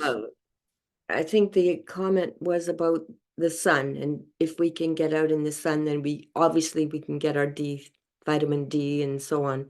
For me, I can't stay out that long, but I do try to get some. That's a good example. Yes. Mhm. The vitamin D is absorbed just going into it. You didn't put any food to absorb it. Your body naturally absorbs it. As long as you don't burn yourself, but yeah. The stronger is feeding the weaker. Mhm. Anyone Well- else want to comment on this before Alex comes in? Don't wait for Alex to give his explanation. Let's hear from someone else. So we understand that we're all Ganses, and we put off energy fields. So a very good example of the extension of an energy field is if someone makes toast in the kitchen, nobody can smell it. But if you burn the toast in the kitchen, the whole house smells like burnt toast. So what kind of energy field is burnt toast creating versus ordinary toast? Something to do with all the carbon on the toast, maybe? These are odors.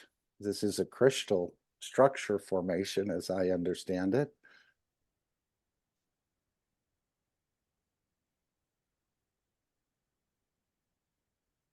And I have a question for Alex. In all the range of the pH of water and hydrogen, does the bonding angle between the hydrogen and the oxygen change? Because the scientists say the bonding angle is 104.5 degrees. So what happens to that bonding angle when we make plasma water? Is it the same, or does it change? Okay, Alex, now you have two questions. Maybe you'll take us up to the end here with that hydrogen question, and also the energies in the body. Where do they come from? Yes, so you've suitably intimidated me.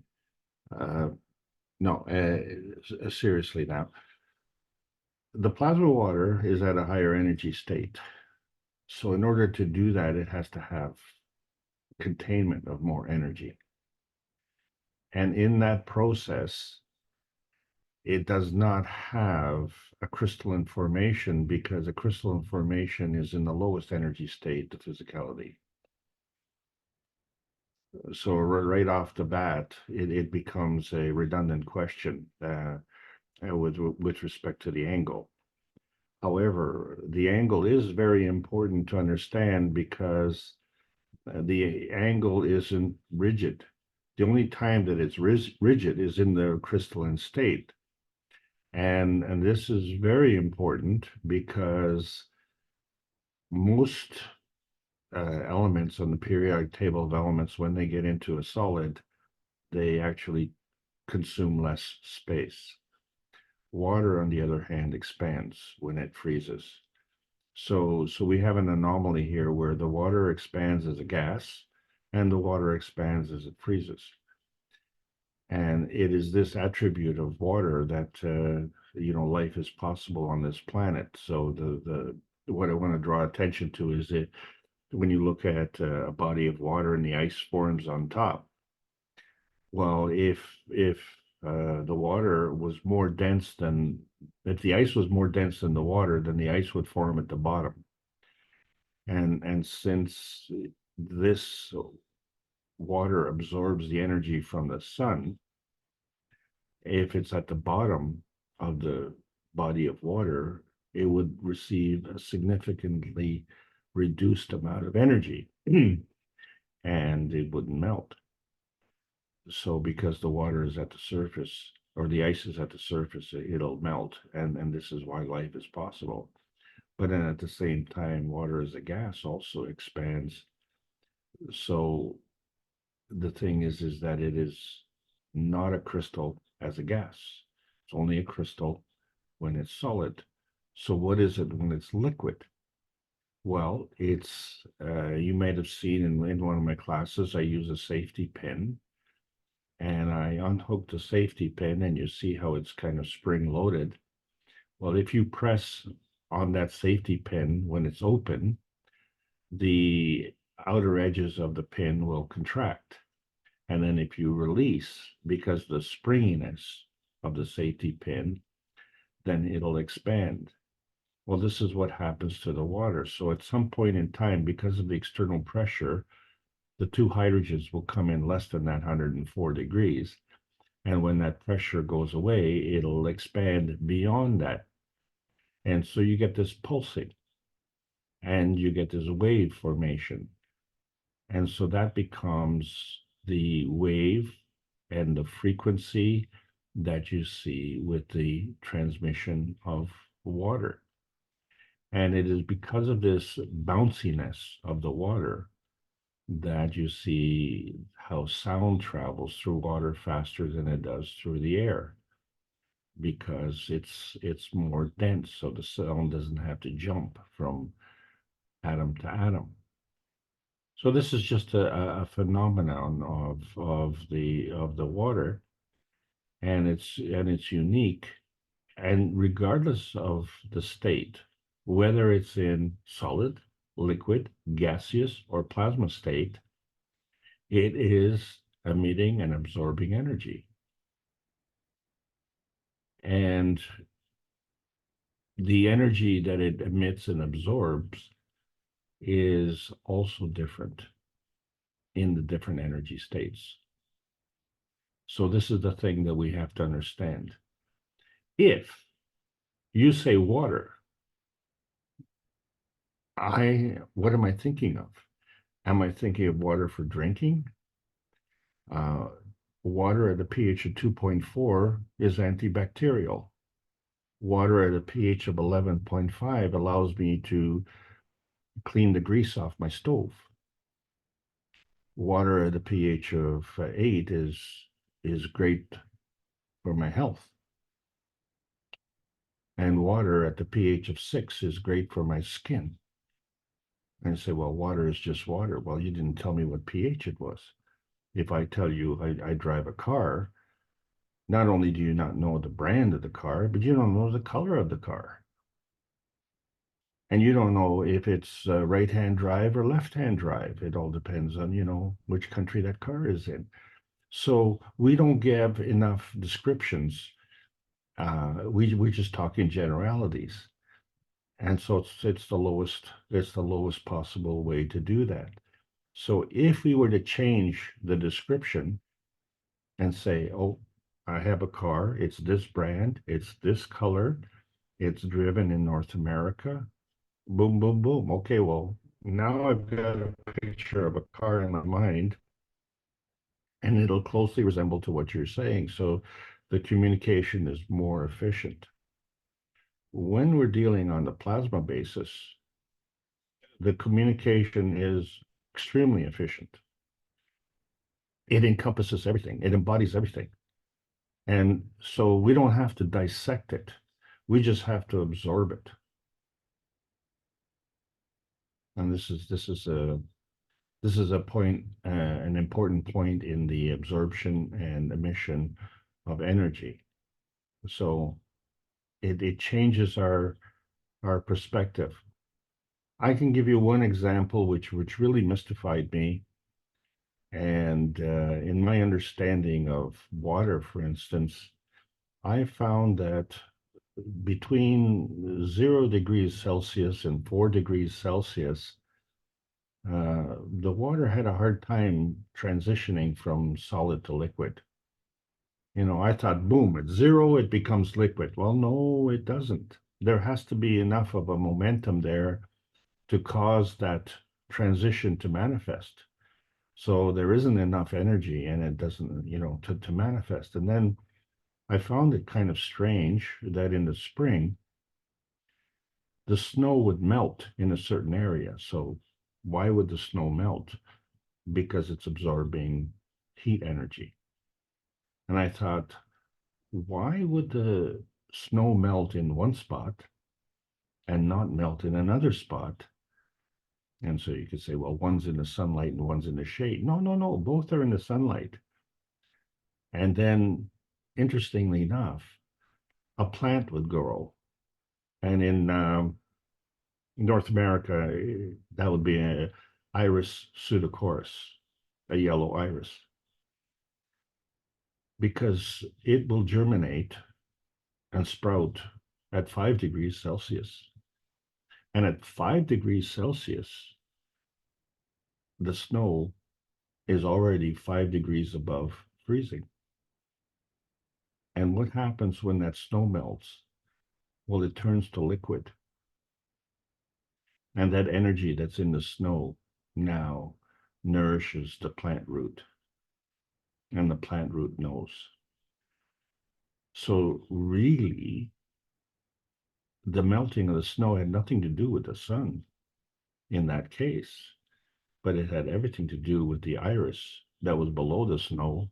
And it said, temperature's changing, the warmer temperature's coming, I need to see the sunlight, I will melt a hole in the snow, and I will grow at that spot.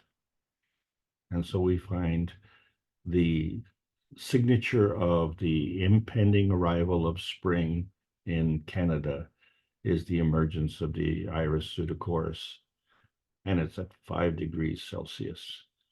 And that is when room temperature is 21, you know that it's cold, and yet the iris is growing. So the iris is automatically engaging the energy that comes from the universe and is adapting to the changing conditions and applying it in a practical manner through its physical manifestation. And then it grows from a root ball into a large plant. And I had the pleasure one season to have an iris grow, and it was so large. I just put the one plant in my car. It filled up the whole back end of the car. How does it grow from that little tiny thing? And this is where nature is wonderful. And nature knows. We as teachers, we don't know. Okay, so we're guessing. Well, you can guess correctly when you work with what you see around you and when you become more specific with your discussion. And that's what we've managed to do here in the North American classes, which I'm very honored to be able to continue to present, because all of you have absorbed that same energy. So we find that in the crystalline state, in the physical state, it's the lowest energy transfer. And so all of us on this panel have graduated to the point where, yeah, the words are important, but the message is transmitted at a higher energy level through the emotion, through the mind, through the spirit, and through the soul. And each of those operates at a higher energy level. And all of those things that I've described, none of which are visible, none of which are physical, they're all beyond the color spectrum. And if the color spectrum represents the speed of light, and the light is visible, then in what spectrum and at what speed do these things that are non-visible, at what speed do they travel? And so you find that, wait a second, there's no angle, there's no up or down, there's no limitation. It travels instantaneously. When you set the conditions right and the reaction comes in contact with the seed, then it manifests at that point. And it's going to manifest at the correct point, because the soul knows, and the soul is your own best friend, and it will never lie to you. It will never misguide you, because that is the intention. So our learning needs to be at a higher level. That's all. Thanks for your question, Randy. I hope I answered it. More than enough. Thank you, Alex. Anything on the 80% and the 20%, Alex, you'd like to share? Oh, sure. That's very easy. The thing is that our concern with this food consumes 80% of our time. Okay, so no, really, I agree. because Yep.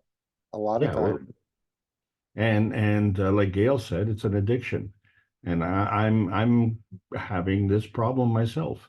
Okay, because let's say, okay, so I invest say 4 hours to prepare this session. Okay, at the end of that 4 hours, I said, well, you know what? I'd like to sit back and have a coffee or have a tea and maybe a slice of pie or a muffin, right? It's not the eating that we're looking for.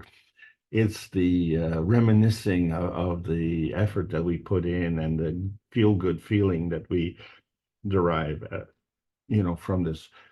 What do you all do at the end of the meeting? I know what I do. I think back at all the wonderful people that attended and how, you put up with me. And it's an honor to be here. But what I really want to do is to say, what is the difference from when the meeting started to when the meeting ended? Was there any significant change?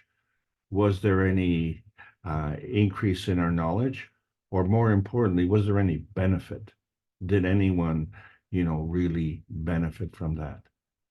And, the thing is, we're all sticking it out, and our meetings are exceptionally long, but they go by so quickly because we're talking about very important things. And I want to add the one thing that Stefania was mentioning, that it's a lot easier now because a lot of people are open to it. When I first learned about this, I had a lot of time on my hands because I was poor, and the best place to go when you're poor is at the library. And if you don't know something, the library is a good place to learn. And I had the opportunity to, because I realized what I knew was failing me. The knowledge that I acquired, regardless of how much it was failing my health, it was failing my success in life, and something was wrong. So I went to the library, and of course, why would I rehash the old knowledge which wasn't working? So I went to the New Age section, and I read every book in that stack. And the problem was that once I understood who the authors were, who the players were, the subject matters that they were discussing, like you brought up David Wilcox earlier on, because he was one of the more credible people. And I found that half of the books there were written by skeptics. And I thought to myself, why would I waste my time trying to put someone down? Does that mean that that person is that important that they need my time and energy? That person invested time and energy to write a book, and then I'm going to invest time and energy to be skeptical about that book. Why don't I just invest the time and energy in discovering something new? And so that's what we do at the Knowledge Seekers workshops, and that's what we do at the North American team meeting here. We don't talk about the negative things that you see on the internet with the bloggers all saying, oh, this is bad, and this is bad. If you don't have a solution, okay, well, then that's what you've got to talk about. But we have solutions. And we've seen the progress. And so the question is why? But why is not the question, why is the answer? It's telling us there is your answer. It works. How come you don't know how to explain it? That points the way. That points the way for the teachers to teach and the students to learn. And so you don't need to learn what you already know, and you don't need to know what so-and-so did on the weekend and, what movie you went to, like, who cares? What you want to know is, why did you come here? What are you doing on this planet? And is this world a better place for you having been here? And so one of the easiest things to look at is your life better for having been attending to this meeting? And I can honestly say, from my own personal standpoint, that it is, but I'm highly biased. And you wouldn't be here. But when you look at the people on this panel and you look at the knowledge that they have acquired and the knowledge that they have added to it, and they are in a position, I'm not going to go through the whole list, but every one of us is now more capable than all the new knowledge seekers that are coming today. And that degree of difference is all that it takes for us to grow. That's all you need. You don't need to, build a car and, learn all the intricate details. You just need to know what the practical application is and explain that. And then if you want to know more, okay, well, that's fine. Then you specialize in that. But what we all want to know is, how does life work on this planet? And we want to know the truth. Okay. And we want to know why, we are breaking fundamental universal laws. Like the policeman was asking me if I ever broke a law. And I said to him, well, which law? Are we talking about universal law or man-made law? And you know what? I could see his brain being crushed. His skull was hurting because I asked him a very legitimate question, because all he saw was the physical law, totally ignoring the universal law. If the man-made law does not follow the principles of the universal law, then who needs it? Because everything that we do, everything that we are, follows universal law. And if we want to ignore universal law, then we have to ignore our soul. And every mass murderer does that as a rule. So if we change the pH of the attitude of this planet, and not because we want to change the planet, we want to change our attitude towards the planet, because our attitude as we grew up is different from the attitude that we had that we grew up when we were born. And the thing is, we didn't acquire it after we were born. It had to be there before we were born. Thanks very much, everybody. Really appreciate the opportunity. So again, are we 20% short or are we 100% short of energy every day when we wake up? Or through the course of the 24 hours?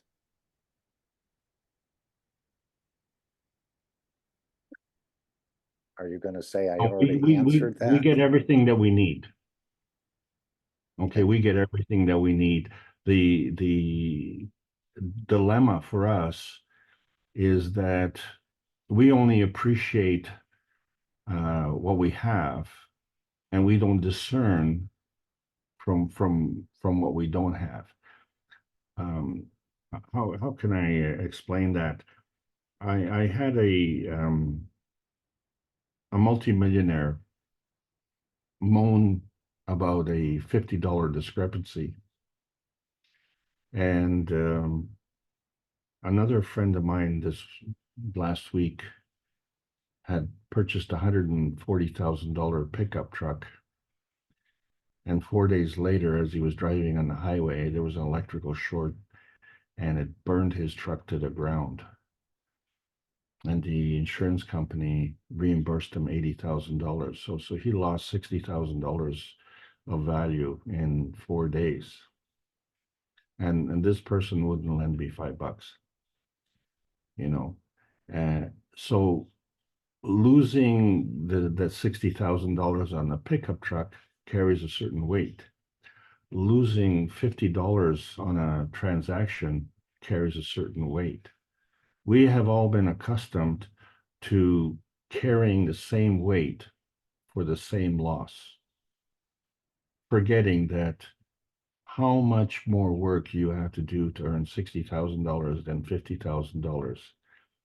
You know what? That $50 that you lost, don't even think about it. Don't waste energy.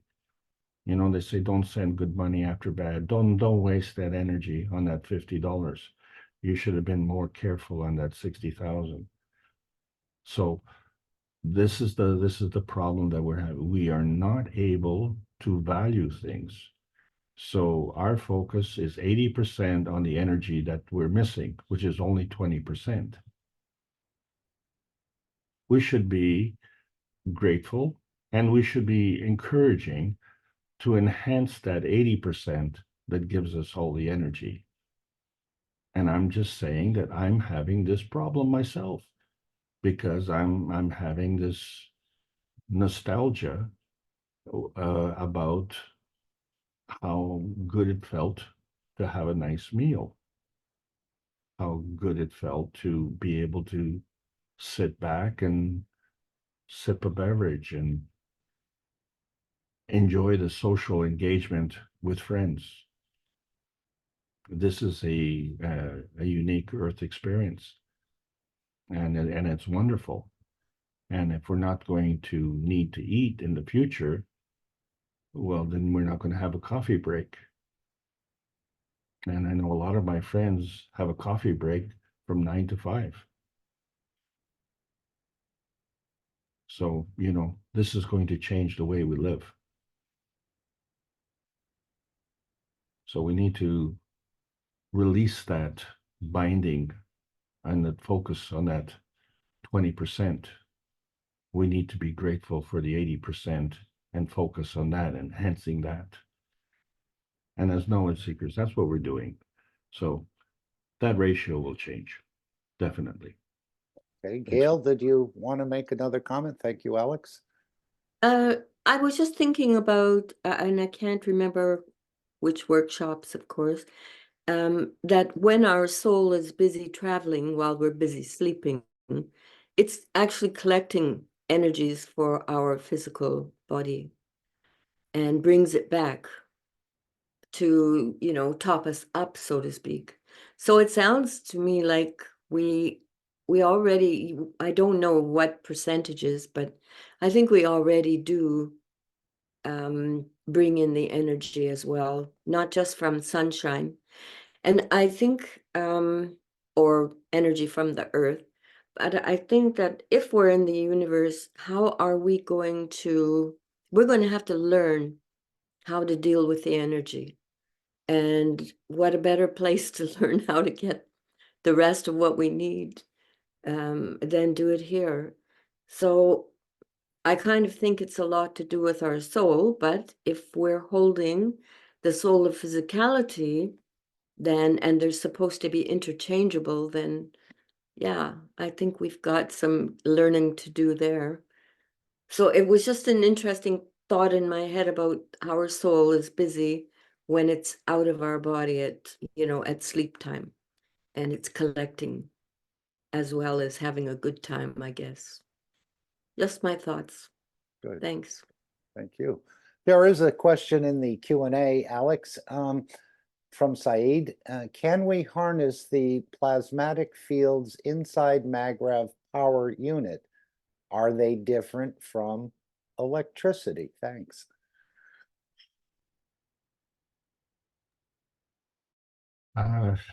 Okay. The electricity, of course, is very physical, and the power inside the MagRav units is it's in a plasmatic energy state, because the MagRav units themselves are not plugged into the grid. So, and that plasma energy that's in the MagRev unit is the same plasma energy that you have, because, with all due respect, you're not plugged into the grid either. In order for us to move around, we'd all need long extension cords, and certainly we'd all get entangled, especially if we went to the flea market and we saw the things that we wanted to get, what a tangled mess it would be. So we were able to move without this encumbrance, and we're all able to move and draw that energy.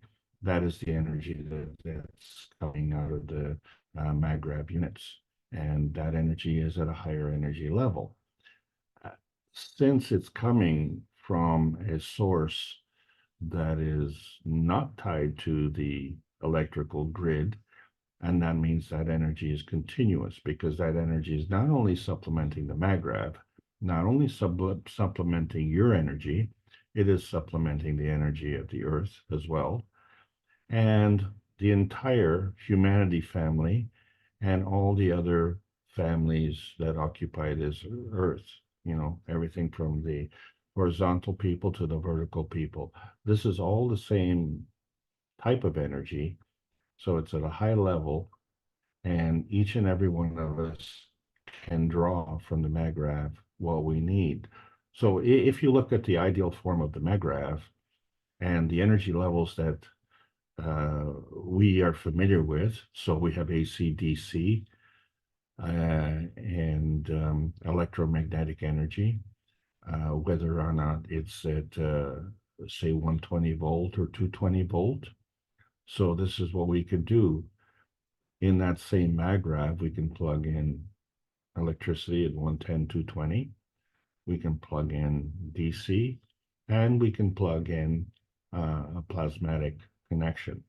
The thing is, with the plasmatic connection, it's wireless. So when you're trying to isolate the energy coming out of the MagRav, you have to understand that it's from a plasma state. And the plasma state, being a higher energy state, feeds the lower energy state. So you choose which energy state you want to operate on, and then that is the energy that you will get. I hope that answers the question. Thank you. And his second question, how is the situation now in Iran? Has Israel refrained from bombing Iran? Well, I heard there was some sort of retaliation. We actually had a student from Iran with us on Friday, and we asked him that very similar question, and he didn't have a big concern. He said there was something that happened, but it was rather small, or on the smaller side of things, and life continued as usual. And that was a report directly from someone who was looking at the news and living in Iran. Alex, would you like to make any comments on this? So this is not a political channel, but one of the news that did come out today was that apparently Russia is going to deliver advanced aircraft to Iran. And this is not going to happen in 2027. It's going to happen next week. And so the message that is coming with this delivery, I think it's a dozen aircraft or whatever, is that this is going to enhance Iran's defense capability. The irony of the whole thing is that these are aircraft, so they're in the physical domain. And most of the countries around the world, let's talk about just the larger countries, like US and China and Russia, they already have more advanced technology beyond that of these planes. So the mere mention of the planes is just something to say, oh, look, this is what Iran is doing to increase their capability. That increase in capability is irrelevant. It's absolutely irrelevant. It's like, well, you have a car and someone says, hey, I'm going to give you a bicycle. Oh, thank you very much. Now I don't have to walk I can walk, I can travel with a bicycle. But, you know, really, you already have a car, so if you're going to choose the bicycle or the car, well, obviously you're going to go with the car. So this is the kind of misinformation that is going on out there to affect the fear mongering. If the truth is known, all this posturing and chest pounding, like you know, like gorillas in the wild will do, is for public consumption. But the reality comes in is that there are mitigating factors that are being worked on a diplomatic level, which are beyond the scope of this meeting and beyond the, you know, my scope. And we know that is the case because all you have to do is look at the current events there. And like I said, if you're asking, well, why is this? Well, why is the answer? Something is causing that to happen, and it's beyond us. So someone asked me an opinion on this, and it's like my opinion really doesn't matter because I don't have any influence over this thing. And to fake some kind of outrage over this is not going to change the matter.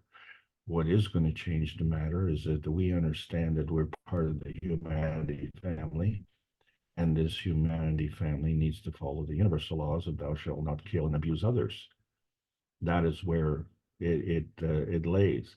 And when we see the transgressions and the abuse of power, well, that's self-explanatory then, isn't it? So we understand what's going on. There are some who choose to live in an artificial reality.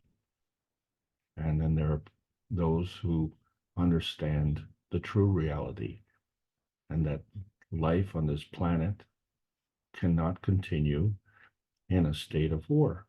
It has to go with peace. And you know that because when the army leaves, the flowers grow. They might be a little bit damaged, they might be a little bit deformed, but they will grow. They will always grow when the army leaves, and they don't need someone to come in and tell them to grow. They will grow on their own. Okay, why? Because they are following the universal law. Thanks for your question. Okay, thank you very much, Alex, and thank each and every one of you who are here today on this meeting. Elizabeth said, thank all communities for all time share the knowledge. So this is what we're in the business of, sharing knowledge, sharing what we think we understand. And as we received a little memento in Manchester, may you all be proud of the work you do. May you all be proud of the person you are. And may you all be proud of the difference you make. And take that to heart. It's a very encouraging.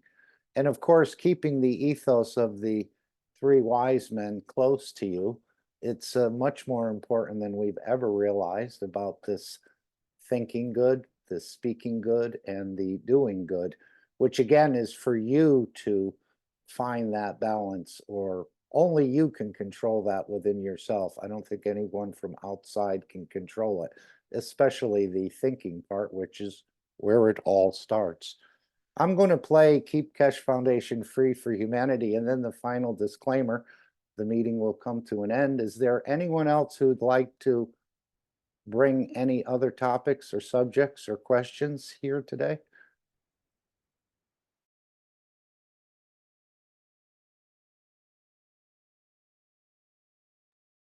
Thank you all again for carrying a very small piece of this very large carpet. And as we can see, in the Italian community is growing, the other communities are growing.